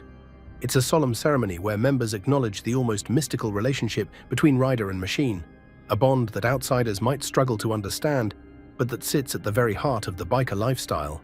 While exact details remain closely guarded by club members, like most Hell's Angels rituals, we know the basic purpose: to bestow protection and good fortune upon a member's motorcycle. In a lifestyle where the road holds both freedom and danger, this blessing takes on profound significance. It's not just superstition, it's a recognition of the risks they face every time they fire up those engines and head out onto the highway. During the blessing, the motorcycle becomes more than just metal, rubber, and chrome. It transforms into a character in the ongoing story of the Hell's Angels Brotherhood. Members gather around, often forming a circle, while words are spoken that honor the bike's role in their journey. Some chapters may involve symbolic acts, perhaps pouring a drink on the ground or touching the bike in sequence, all representing their collective hope for safe travels and mechanical reliability. What makes this ritual particularly meaningful is how it elevates the motorcycle from mere transportation to something approaching a spiritual companion. For Hell's Angels, their bikes aren't status symbols or weekend toys, they're extensions of themselves, partners in their chosen lifestyle. The blessing acknowledges this deep connection, treating the motorcycle with the same reverence they might show to a living being that shares their adventures. This ceremony also reinforces the shared values of the Brotherhood. As members participate in blessing a brother's bike, they're also celebrating the freedom of the open road that brings them together. It's a moment that transcends the practical aspects of motorcycle maintenance and speaks to the deeper meaning of why they chose this life in the first place. The ritual transforms an ordinary machine into a sacred vessel of their collective identity. The protective aspect of the motorcycle blessing can't be overlooked. Riding motorcycles carries inherent dangers that every Hell's Angel understands all too well. The blessing serves as a symbolic shield against these risks, not because they believe in magic, but because it represents their brotherhood's collective wish for each other's safety. When a Hell's Angel rides out after his bike has been blessed, he carries not just his own courage, but the protective intentions of his entire brotherhood. For new members who've recently completed their prospect period and earned their patch, experiencing their first motorcycle blessing can be particularly powerful. It's one more way the club welcomes them fully into the fold, acknowledging that their bike is now part of the Hell's Angels family too. This inclusion of their motorcycle in the Brotherhood's rituals helps cement their new identity as a full-fledged member. The timing of the blessing varies between chapters. Some perform it for new bikes when a brother first brings his fresh ride to the clubhouse. Others conduct blessings before major runs or rallies, especially long-distance journeys where reliability becomes crucial. Some chapters may even hold regular blessing ceremonies, perhaps annually or on significant dates in club history. Whatever the timing, the intention remains constant: to honor the bike's role in their shared journey. While outsiders might view this ritual with curiosity or even amusement, for Hell's Angels it represents something deadly serious. Their motorcycles aren't just possessions, they're lifelines to the freedom that defines their existence. Without their bikes, they wouldn't be Hell's Angels at all. The motorcycle blessing acknowledges this fundamental truth, elevating the relationship between man and machine to something approaching the sacred. The ritual also speaks to the surprisingly spiritual dimension of Hell's Angels culture that often goes unrecognized by the public. Beneath the tough exterior and rebellious reputation lies a group that has created its own ceremonies and traditions to mark important relationships and transitions. The motorcycle blessing reveals a depth of meaning and connection that challenges simplistic stereotypes about what motivates and unites these men. This ceremony connects modern Hell's Angels to the long history of humans blessing important tools and vessels throughout history. From ancient sailors blessing their ships before voyage to farmers blessing their plows before planting, humans have always sought protective forces for the tools most crucial to their way of life. For Hell's Angels, the motorcycle occupies this essential role, the vehicle that makes their chosen lifestyle possible. The ritual creates a moment of contemplation rare in today's fast-paced world. As members gather around a brother's bike, there's often a period of silence, a chance to reflect on journeys taken and adventures yet to come. This mindfulness contrasts sharply with stereotypes of bikers as merely rowdy or impulsive. The motorcycle blessing reveals a thoughtful side of Hell's Angels culture, where members take time to honor what matters most to them. This ritual highlights the paradoxical nature of Hell's Angels culture, fiercely independent men who simultaneously value deep bonds of brotherhood. The motorcycle blessing beautifully captures this duality. It honors the vehicle that gives them individual freedom while simultaneously embedding that freedom within the context of collective identity and mutual protection. This balance between independence and brotherhood defines much of what makes Hell's Angels culture distinct. For many members, participating in the motorcycle blessing ritual becomes one of their most cherished memories within the club. There's something powerful about standing shoulder to shoulder with your brothers, focused on something as fundamental to your identity as your motorcycle. Years later, members often recall these moments with particular clarity. Not just what was said or done, but the feeling of complete belonging that the ritual created.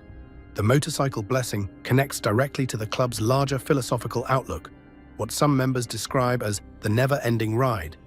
This perspective sees life itself as a journey, with the motorcycle serving as both literal and metaphorical vehicle. By blessing the bike, members are acknowledging its crucial role in this lifelong journey through the Hell's Angels Brotherhood, preparing it for the endless miles that represent their commitment to the lifestyle.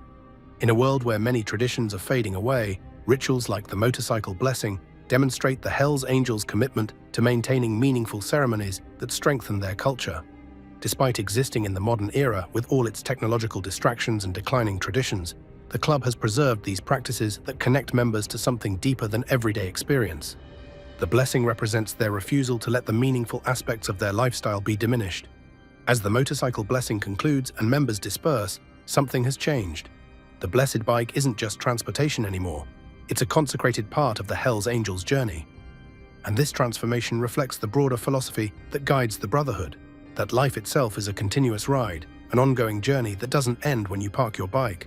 This perspective leads naturally to the final ritual in our exploration, the never-ending ride, where the Hell's Angels' philosophy of perpetual journey shapes everything about how they view their brotherhood and their place in the world. The never-ending ride. Among all the rituals and traditions that define the Hell's Angels, perhaps none captures the philosophical essence of their brotherhood quite like the never-ending ride. Unlike the other rituals we've explored, this one isn't a specific ceremony performed at a particular time or place. Instead, it represents something far more profound, a mindset, a way of life, and the spiritual heart of what it means to be a Hell's Angel. The concept of the never-ending ride operates on two levels simultaneously. On the surface, it celebrates the literal journeys Hell's Angels take on their motorcycles, the endless miles of highway, the freedom of the open road, and the brotherhood experienced while riding together. But dig deeper and you'll find it's also a powerful metaphor for life itself, a philosophical approach that views existence as a continuous journey without a final destination. For a Hell's Angel, the ride doesn't end when they park their bike at night or return home from a run. The ride is perpetual, a constant state of being that defines their identity whether they're actually on their motorcycle or not.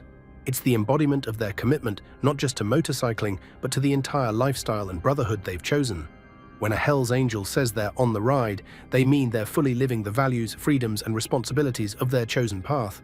What makes this concept particularly powerful is how it transforms everyday experiences into something more meaningful. A simple trip to the store becomes part of the never-ending ride. A cross-country journey becomes not just a vacation, but another chapter in their ongoing story as Hell's Angels. This perspective elevates ordinary moments into expressions of their identity and commitment to the brotherhood. For new members who've just earned their patches, understanding the never-ending ride is crucial to fully embracing their new life. It's not enough to participate in ceremonies or wear the colors. They must internalize this deeper philosophy that views their membership as a journey without end. Senior members often share this wisdom with newer brothers, helping them understand that being a Hell's Angel isn't just about what you do, but how you live every day. The never-ending ride also serves as a powerful response to the challenges and adversities Hell's Angels face. When confronted with obstacles, whether legal troubles, public misconceptions, or personal hardships, members can find strength in viewing these as just another stretch of road on their endless journey. This perspective fosters resilience and determination, qualities that have kept the club going through decades of challenges. There's also a spiritual dimension to the never-ending ride that outsiders often miss. For many Hells Angels, the open road represents freedom in its purest form, not just physical freedom, but freedom of the spirit. The never-ending ride acknowledges that this quest for freedom doesn't stop when the engine does.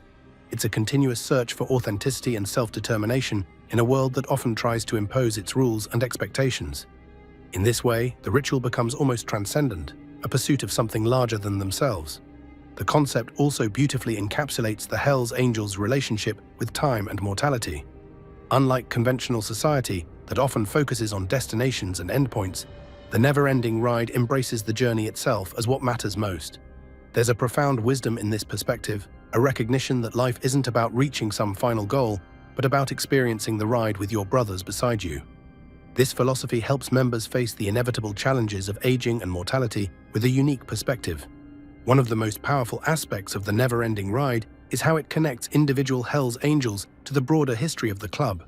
When a member embraces this concept, they're joining not just their current brothers, but all those who've ridden before them over the decades. Their individual journey becomes part of a much larger narrative, the ongoing story of the Hells Angels that stretches back to 1948 and continues forward into an undefined future. For many members, the never-ending ride provides a framework for understanding their place in the world. In a society that often feels fragmented and lacking in meaning, this perspective offers a sense of purpose and belonging. It tells them they're part of something enduring, something that will continue long after they're gone. Each member is just one rider in a long line that stretches both behind and ahead of them, all sharing the same road. This ritual mindset also influences how Hells Angels approach their relationships with each other. When you see your brotherhood as a never-ending journey rather than a club you've joined, it fundamentally changes how you treat your brothers. Conflicts become temporary stretches of rough road rather than endpoints. Bonds formed through shared experiences become not just memories, but building blocks for the journey ahead. The never-ending ride fosters a deeper, more patient approach to brotherhood. The power of the never-ending ride lies partly in its adaptability across changing times. While specific practices or even other rituals might evolve over the decades, this core philosophy remains relevant regardless of the era. It's as meaningful to today's Hells Angels as it was to the original members in the post-World War II years. This timelessness has helped the club maintain its identity through massive cultural and social changes.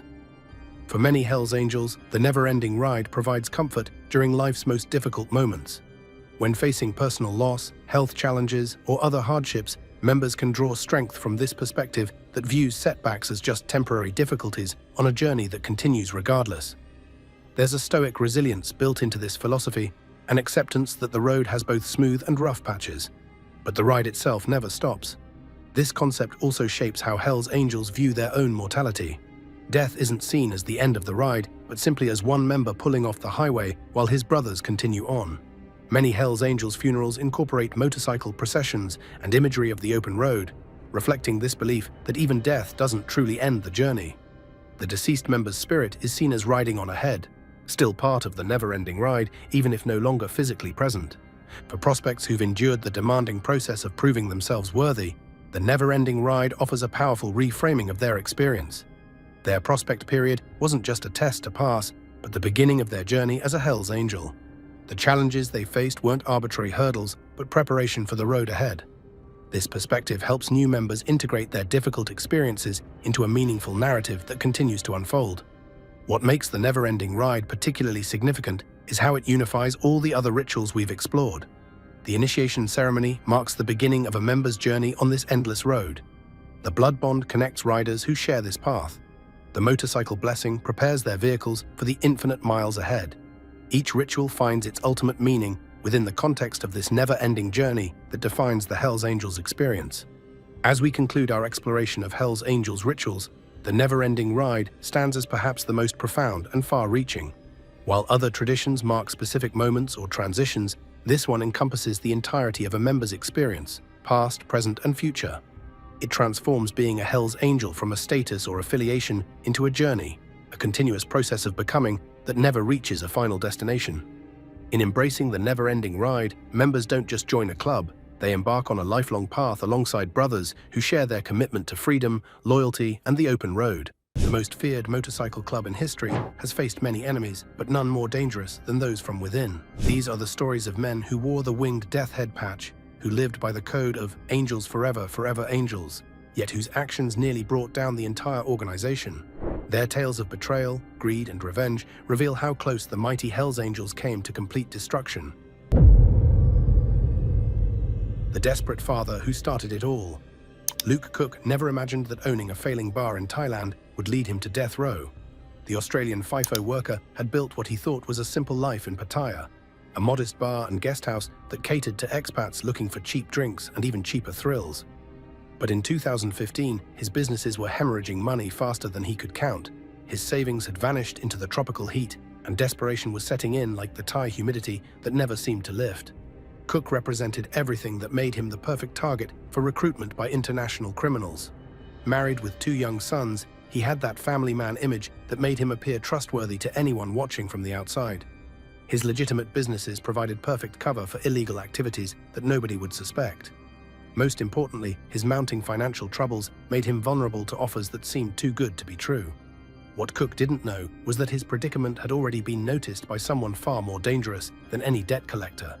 And this man's solution would eventually see Cook facing execution by the Thai government. The transformation from legitimate businessman to international drug smuggler began so slowly it was almost imperceptible. Antonio Bagnato, a fugitive Australian kickboxer, rented a room above Cook's bar and quickly became a regular fixture in his daily routine. Bagnato presented himself as just another Aussie expat trying to make a fresh start in Thailand, but his real identity was far more sinister than Cook could have imagined. He was a wanted man, having fled Australia after his involvement in the murder of 25-year-old Dylan over a debt dispute in August 2014. Cook's natural friendliness and genuine desire to help fellow Australians made him an easy mark for Bagnato's careful manipulation. As their friendship deepened over shared beers and stories of home, Cook began opening up about his financial struggles, unknowingly providing Bagnato with the intelligence he needed to assess Cook's potential value to his criminal associates. Every conversation about mounting debts, failing businesses, and sleepless nights worrying about his family's future was being mentally catalogued by a predator who saw golden opportunity in desperate circumstances. But Bagnato wasn't working alone in this elaborate setup. Through him, Cook was about to meet Wayne Schneider, a notorious Hells Angels member who would make Cook an offer that would change his life forever. What Cook couldn't have imagined was that accepting this offer would not only lead him to death row, but would also trigger a chain of betrayal and murder that would shake the Hells Angels organization to its very core. And this was just the beginning of a story that would eventually span multiple countries and destroy dozens of lives in its wake. The architect of a criminal empire. Wayne Schneider was already a legend in Australian criminal circles long before he stepped foot in Thailand. With 375 intelligence entries and 8 outstanding warrants against him, he had built a methamphetamine empire across Sydney's sprawling suburbs that supplied dealers throughout New South Wales. His laboratories in Newralyn and Catherine Fields were sophisticated operations that produced industrial quantities of crystal methamphetamine. But when Australian police began closing in on his network, Schneider demonstrated the same cunning that had made him successful. He vanished into thin air. 2 days before police obtained their search warrant for his labs, Schneider had boarded a plane to Thailand, his new home and the base for what would become an even more ambitious criminal enterprise. The next day, Australian police found his abandoned laboratories, but by then their primary target was already on the opposite side of the world, planning operations that would make his Australian dealings look like small-time street dealing. In Pattaya's red light district, Schneider created something that would have made his American brothers proud. Angel's Place, a legitimate Hells Angels clubhouse that served as the nerve center for operations worth hundreds of millions of dollars. From this heavily fortified compound decorated with the club's distinctive Death's Head logo, he orchestrated drug shipments from Chinese laboratories to Australian streets, using a network of desperate expats and local contacts who were all too willing to risk everything for what seemed like easy money in paradise. Schneider's genius lay not in his ability to move drugs. Plenty of criminals could do that, but in his supernatural talent for reading people like open books.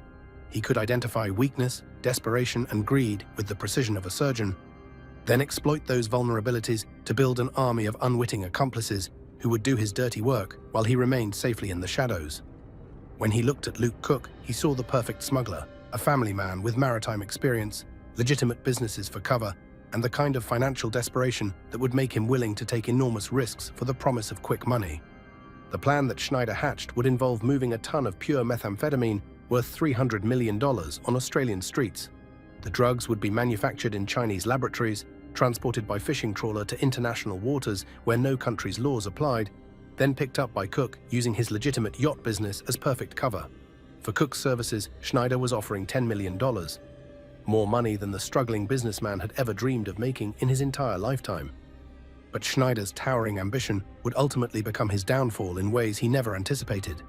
What he didn't foresee was that his trusted associate Antonio Bagnato was harboring deadly secrets of his own, and that their partnership would end in torture, murder, and the complete exposure of his entire criminal empire. The very greed and ruthless calculation that had built Schneider's success was about to destroy him, and nearly bring down the Hells Angels organization along with him in a spectacular fashion that would shock the international criminal underworld. The perfect crime that went horribly wrong. The night of June 15, 2015, should have been routine for Luke Cook, but it would end with him making a decision that would haunt him for the rest of his natural life. As his yacht cut through the dark waters of the South China Sea under a blanket of stars, Cook was probably thinking about what he would do with his $10 million payday. Pay off crushing debts, save his failing businesses, maybe even take his family on a proper vacation for the first time in years. What he wasn't thinking about was the Thai Naval Patrol that was quietly tracking his movements through the darkness with military precision. The rendezvous with the Chinese fishing trawler nicknamed Joandi went exactly as planned in those crucial first moments. 4 yellow sacks marked with red Chinese characters were transferred to Cook's yacht without incident, each one heavy with crystalline poison that would flood Australian streets for months and destroy countless lives.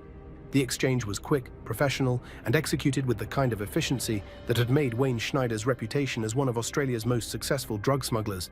But as Cook turned his yacht back toward the distant shore, lights suddenly appeared behind him in the darkness, like malevolent eyes. The Thai Navy had spotted him, and they were closing in fast with the determination of hunters who had found their prey. In that moment of pure panic that seemed to stretch for eternity, Cook faced a choice that would define the rest of his life: surrender with the drugs aboard and face certain execution under Thailand's harsh drug laws, or dump the cargo into the ocean and hope desperately for the best outcome possible.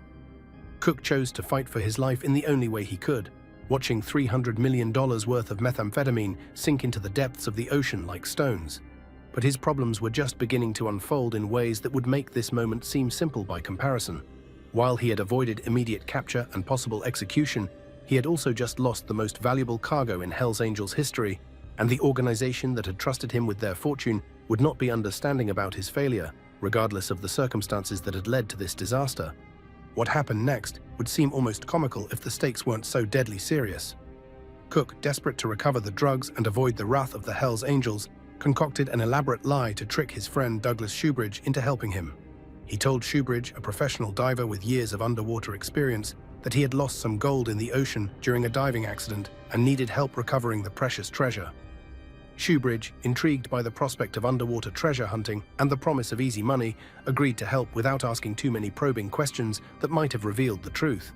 This moment of deception between Cook and Shoebridge would prove to be the catalyst for everything that followed, setting in motion a chain of events that would ultimately destroy everyone involved and expose the inner workings of an international criminal conspiracy.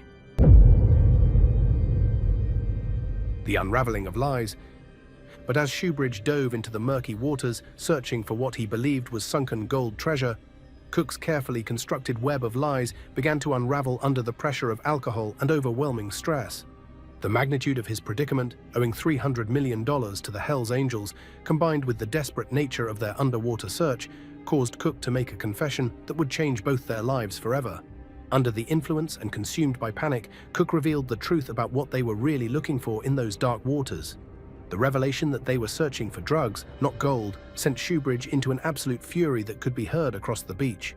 The realization that he had been used, that he could have unwittingly aided in the recovery of enough drugs to supply entire cities, gnawed at his conscience and filled him with a rage that would later be used against Cook in a Thai courtroom. Cook was now paralyzed by panic that consumed his every waking moment. The debt he had accrued to the Hells Angels was like a ticking time bomb, and the vengeful specters of his criminal associates would soon come knocking at his door with violence in mind. The clock was ticking on his life, and their secret cargo, half a ton of pure ice, had gone missing in the depths of the ocean. probably lost forever to the currents and tides of the South China Sea. Everything that could go wrong had actually gone wrong in the most spectacular fashion possible. It was at this point that Antonio Bagnato's name once again surfaced as Cook's supposed lifeline, the old friend who would help them clean up the mess they had created.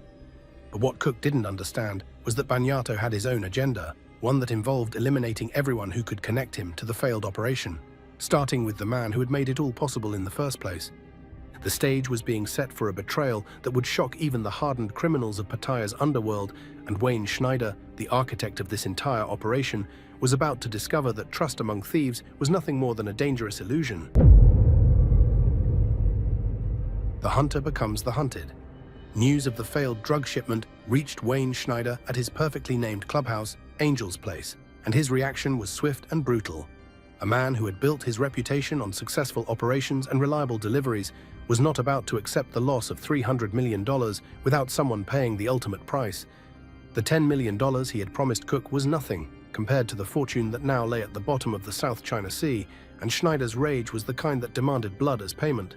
What Schneider didn't realize in those crucial hours was that his own life was already in mortal danger from someone he trusted completely. Antonio Bagnato had been planning Schneider's murder long before the drug shipment went wrong. The kickboxer saw Schneider's wealth, power, and extensive criminal network as an opportunity to advance his own position in Thailand's criminal hierarchy, and the failed smuggling operation gave him the perfect excuse to eliminate his partner while appearing to be seeking justice for the lost drugs. The plan that Bagnato hatched was elegant in its simplicity and brutal in its execution. All he needed was an opportunity to get Schneider alone and vulnerable, away from the security of Angel's Place and the protection of his fellow Hells Angels members. That opportunity came on November 30th, 2015, when tensions over the failed drug shipment reached their absolute breaking point. Schneider was lured from his heavily fortified compound on the pretext of a business meeting that promised to resolve the situation with Cook and the missing drugs.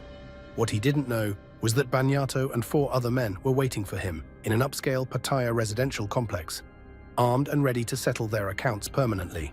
The kidnapping was captured in vivid detail on CCTV footage that would later become crucial evidence in the prosecution of everyone involved. Security guard Sufan Fifth Awakong witnessed the entire abduction as it unfolded before his eyes. He watched in horror as 5 men ruthlessly assaulted Schneider before bundling him into the back of a white Toyota utility vehicle. Only one of the attackers wasn't wearing a mask to conceal his identity: Antonio Bagnato, whose face was clearly visible on the security cameras. This crucial oversight would ultimately lead to his downfall, but not before he had accomplished his primary objective of eliminating Wayne Schneider forever. What followed was 9 hours of torture and interrogation that would have broken most men, but Schneider showed remarkable courage in his final hours on Earth. Despite the unimaginable pain inflicted upon him, he refused to give up information about his hidden assets, ongoing operations. His defiance in the face of certain death prevented his killers from gaining access to the full extent of his criminal empire, but it also sealed his fate in the most brutal way possible. The web of betrayal expands. The murder of Wayne Schneider sent shockwaves through the international criminal community, but the reverberations were felt most strongly by Luke Cook, who suddenly found himself caught between multiple deadly forces. Not only was he still responsible for the lost drug shipment that had started this entire nightmare, but he was also connected to Schneider's killer through their shared living arrangements and business relationships, a connection that would soon see him facing the death penalty in a Bangkok courtroom. Cook's involvement with Bagnato ran much deeper than most people realized at the time. When Bagnato fled Thailand after Schneider's murder, it was Cook who provided the getaway car and helped him reach the Cambodian border. This act of loyalty to a friend would later be used against Cook in court, painting him as an active participant in the criminal conspiracy, rather than an unwitting victim who had been manipulated by more experienced criminals. The escape to Cambodia was a desperate gambit that involved multiple people and revealed the true extent of the criminal network operating throughout Southeast Asia. Tyler Gerard, a 22-year-old Australian who had broken his collarbone in a motorcycle accident just days before, found himself unwittingly involved in the escape plan when Bagnato called him for help. Gerard later testified that about 9 hours after Schneider's kidnapping, Bagnato had contacted him in a state of panic, asking for assistance to flee the country because he was scared and needed help from someone he considered a friend. But even as Bagnato was fleeing justice across international borders, Cook was being drawn deeper into the web of criminal activity that surrounded him like quicksand. The Thai police were methodically closing in, using CCTV footage, witness testimony, and financial records to piece together the connections between all the players in this deadly game. Cook's involvement in both the failed drug smuggling operation and Banyato's escape made him a prime target for arrest and prosecution under Thailand's harsh criminal justice system. What made Cook's situation even more precarious was the nature of his other associates in this criminal conspiracy. Douglas Shoebridge, the man he had tricked into diving for the lost drugs, wasn't just an innocent dupe caught up in Cook's schemes. According to Cook's father, Shoebridge was a human trafficker with extensive connections to African prostitution rings operating throughout Bangkok, and his testimony against Cook would prove to be devastating when the case finally went to trial years later. The convergence of all these criminal enterprises, drug smuggling, murder, human trafficking, and international fugitive operations, created a perfect storm of evidence that would ultimately trap Cook and his wife in the Thai justice system for years to come. But their ordeal was just beginning to unfold, and halfway around the world, another drama was developing within the Hells Angels organization that would prove equally destructive to the club's reputation and international operations. The rebel who defied an empire, Aygun Muchuk's rise to power within the German Hells Angels had been marked by violence and betrayal from the very beginning. Nearly 2 years before his brutal assassination, he had staged a coup against longtime member Schnitzel Wolter, sparking turmoil throughout the entire German organization and challenging the traditional power structure that had kept the club stable for decades. According to the Hells Angels' own sacred rules and codes of conduct, such an attack should have resulted in Muchuk's immediate expulsion from the club, but instead of being punished, he was allowed to remain and even establish his own charter in Geishan. This act of rebellion didn't go unnoticed by the American Hells Angels leadership, who viewed the German situation with growing alarm and concern for their global operations. The club's international structure depended entirely on strict hierarchy and absolute obedience to American authority. But Muchuk's actions represented a direct challenge to that system that threatened to undermine their control over chapters worldwide. His defiance reflected the growing influence of Turkish bikers, led by Neko Arabaci, who had systematically filled the void left by Frank Hannebuth's arrest in Mallorca and were pushing for more autonomy from American oversight. The American leadership understood that Germany was absolutely crucial to their global operations and their ability to maintain control over European chapters. In secret meetings held in neutral locations, they attempted to maintain peace between the old-school German bikers who had built the organization and the young Turkish-originated upcomers who represented the future of the club in Europe. These diplomatic efforts were conducted with the same seriousness as international peace negotiations, because everyone involved understood that the stakes were incredibly high. But Muchuk, driven by an insatiable thirst for power and convinced of his own invincibility, ignored all warnings and appeals for diplomatic resolution. He seemed to believe that his position within Germany and his connections to the Turkish criminal underworld made him untouchable, that the American leadership was too distant and too focused on their domestic operations to effectively challenge his growing authority in European affairs. The Americans' patience finally ran out when it became crystal clear that Muchuk had no intention of backing down or accepting their traditional authority over international chapters. In a decision that would send shockwaves through the international biker community and demonstrate the brutal reach of American power, they severed all ties with Muchuk and effectively marked him for death. The message was unmistakably clear to everyone in the organization. No one, regardless of their power, connections, or regional influence, could defy the American Hells Angels and expect to survive the consequences. The execution of this death sentence came with the kind of brutal efficiency that had made the Hells Angels feared throughout the criminal underworld, setting the stage for an even more devastating betrayal that was developing within the organization's North American operations. The making of the ultimate traitor. David Atwell's journey from respected member to the highest-ranking traitor in Hells Angels history began in the most mundane way possible, with financial troubles and growing disillusionment with the criminal lifestyle he had embraced. Born in 1965 in Scarborough, a middle-class Toronto suburb, he had grown up in a loving family with absolutely no intention of ever joining a motorcycle club or becoming involved in organized crime. It was only after working as a bouncer and security guard that he first encountered members of the Paradise Riders, a local outlaw biker club that would change the trajectory of his entire life. The mass patchover ceremony of December 29, 2000, transformed Atwell from a small-time club member into a Hells Angel overnight in one of the most significant events in Canadian criminal history. Along with 167 other bikers from various Ontario outlaw gangs, including Satan's Choice, the Vagabonds, the Lobos, the Last Chance, the Paradise Riders, and some of the Loners, he suddenly found himself part of the most powerful criminal organization in North America. This transition gave Greater Toronto the highest concentration of Hells Angels chapters anywhere in the world, creating an unprecedented concentration of criminal power in a single metropolitan area. What Atwell discovered about life as a Hells Angel was both intoxicating and ultimately disappointing in ways he never could have anticipated. The power and respect that came with wearing the patch were absolutely undeniable. Doors opened without question, debts were forgiven immediately, and fear followed in his wake wherever he went throughout his territory. As he later wrote in his memoir, being a Hells Angel meant never waiting in line at any bar in Scarborough, always finding a great seat reserved for him, and having a cold beer waiting before he even sat down. His patch functioned like an unlimited credit card that he never had to pay off, granting him access to anything he wanted. But behind the glamour and intimidation was a criminal enterprise that demanded complete loyalty while offering little genuine support in return. When Atwell was arrested on drug trafficking charges in April 2002, he discovered that his club brothers were far more concerned about protecting themselves than helping him through his legal troubles. He was forced to move back into his father's house to save money on mounting legal fees, and was even fired from his security job when his association with the Hells Angels was discovered during a background check for an event attended by Prime Minister Paul Martin. The experience of fighting serious criminal charges essentially alone, despite being part of a supposedly tight-knit brotherhood, planted the first seeds of doubt in Atwell's mind about the true nature of the organization he had joined. He began to question whether the Hells Angels were really the family they claimed to be, or just a collection of selfish criminals using each other for personal gain while abandoning members who faced legal troubles. These doubts would fester for several years before finally erupting into the most devastating act of betrayal in the organization's history. Project Develop: The Beginning of the End. In March 2005, Atwell's growing disillusionment with the Hells Angels converged with an opportunity from law enforcement that seemed almost too good to be true.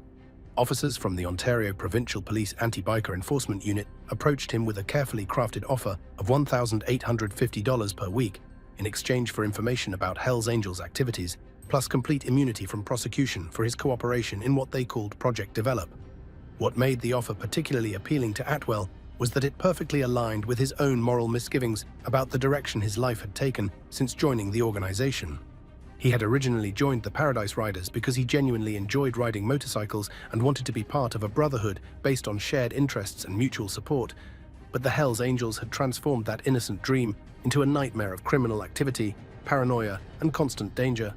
The police were offering him a way out of this lifestyle while also providing the financial security he would need to start over completely. The decision to become an informant wasn't one that Atwell made lightly, understanding fully the consequences of betraying the most dangerous criminal organization in North America. He knew that discovery would mean certain death delivered in the most brutal fashion possible, and that even success would require him to spend the rest of his life in hiding under witness protection. But the alternative, continuing to live as part of an organization that he no longer believed in or respected, seemed even worse than the risks associated with betrayal. Atwell's work as an informant began slowly and cautiously, with seemingly innocent conversations and casual observations about routine club activities.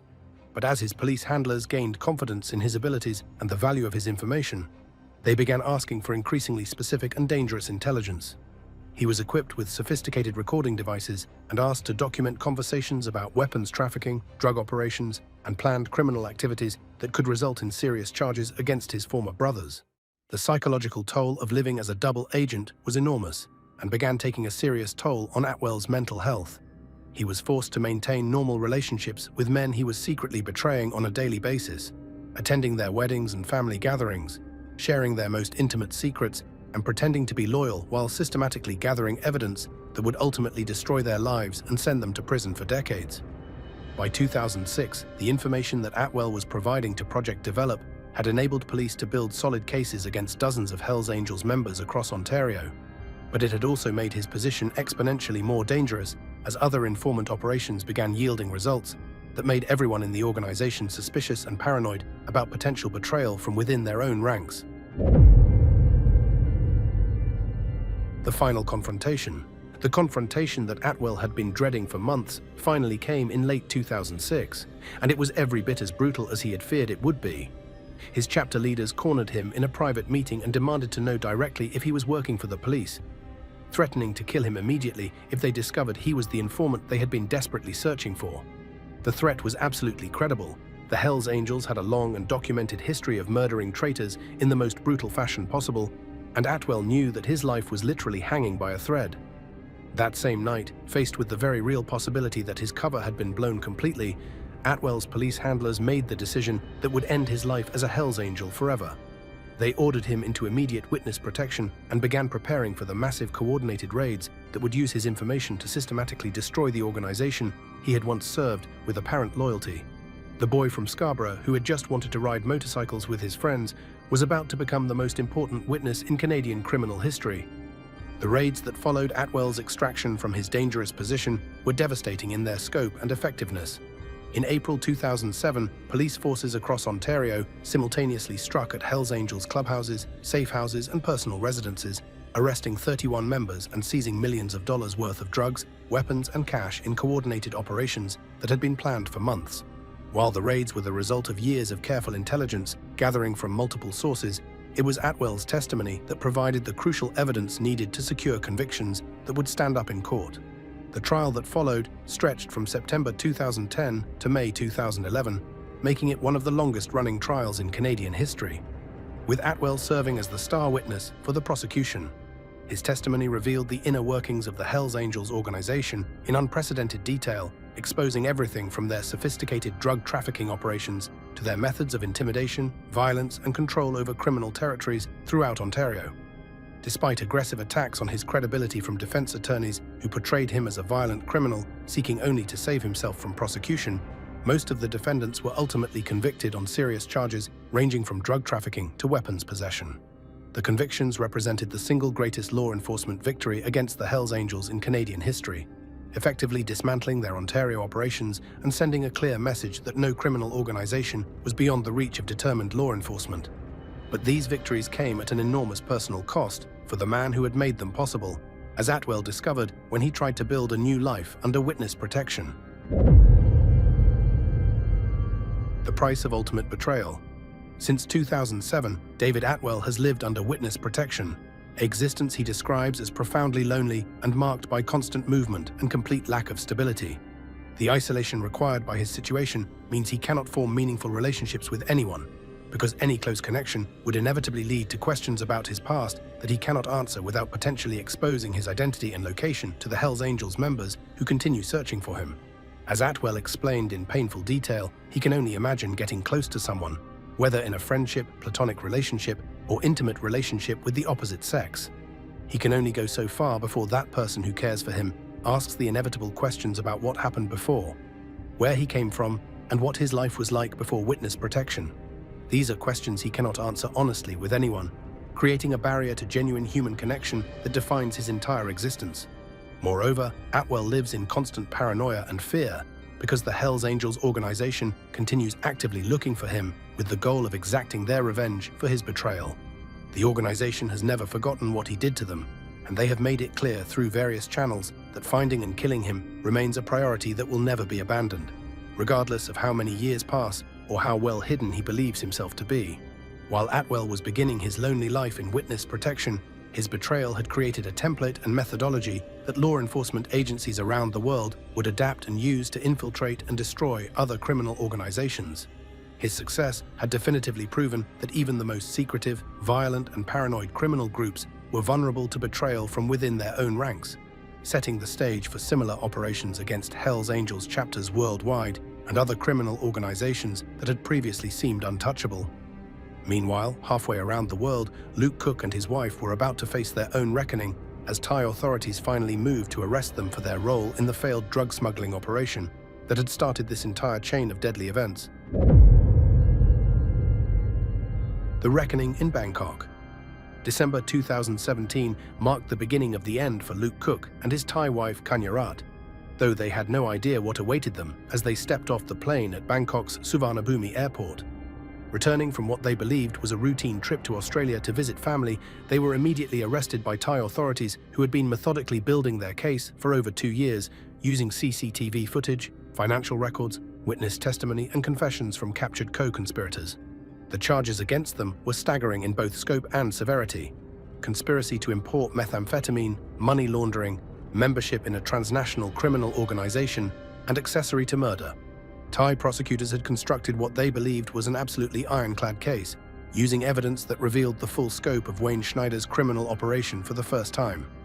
Global Marine Solutions, the front company that had purchased the yacht used in the smuggling attempt, was directly connected to Cook and his wife through an extensive web of financial transactions and legal documents that painted them as central figures in the conspiracy. What made the prosecution's case even more damning was the devastating testimony of Douglas Shoebridge, who had agreed to cooperate with authorities in exchange for leniency in his own serious legal troubles. Shoebridge painted Cook as a calculating criminal mastermind who had deliberately deceived him about the true nature of their underwater recovery mission, presenting Cook's drunken confession about the drugs as evidence of his guilty knowledge and active participation from the very beginning of the operation. The trial itself became a grueling 4-year ordeal, during which Cook and his wife were held in some of Thailand's most notorious prisons under conditions that were harsh even by local standards. Their access to adequate legal representation was severely limited by financial constraints and language barriers, while the overwhelming weight of evidence against them seemed to make conviction inevitable. Thailand's justice system had developed a well-deserved reputation for imposing harsh sentences in drug cases, making the death penalty not just a possibility, but a strong probability given the scale of the operation they were accused of facilitating. On November 14, 2018, at exactly 5:30 p.m., Luke Cook and his wife stood in a Bangkok courtroom and heard the words they had been dreading for years. Guilty on all charges, sentenced to death. The father of two was led away in chains, facing the very real possibility of execution for crimes that had begun with nothing more than a desperate desire to save his failing businesses and provide security for his family. But their story was far from over as international pressure began building for a review of their case and the circumstances surrounding their conviction. The aftermath and unexpected redemption. The international outcry that followed Cook's death sentence was immediate and sustained, with lobbyist groups and Australian parliamentarians demanding a thorough review of the case. Critics pointed to numerous procedural errors in the trial, inadequate legal representation, and questions about the reliability of key witness testimony that had formed the foundation of the prosecution's case against Cook and his wife. After 4 years of unimaginable horror in Thai prisons, during which Cook and his wife faced the daily possibility of execution, their persistence and the efforts of their supporters finally paid off.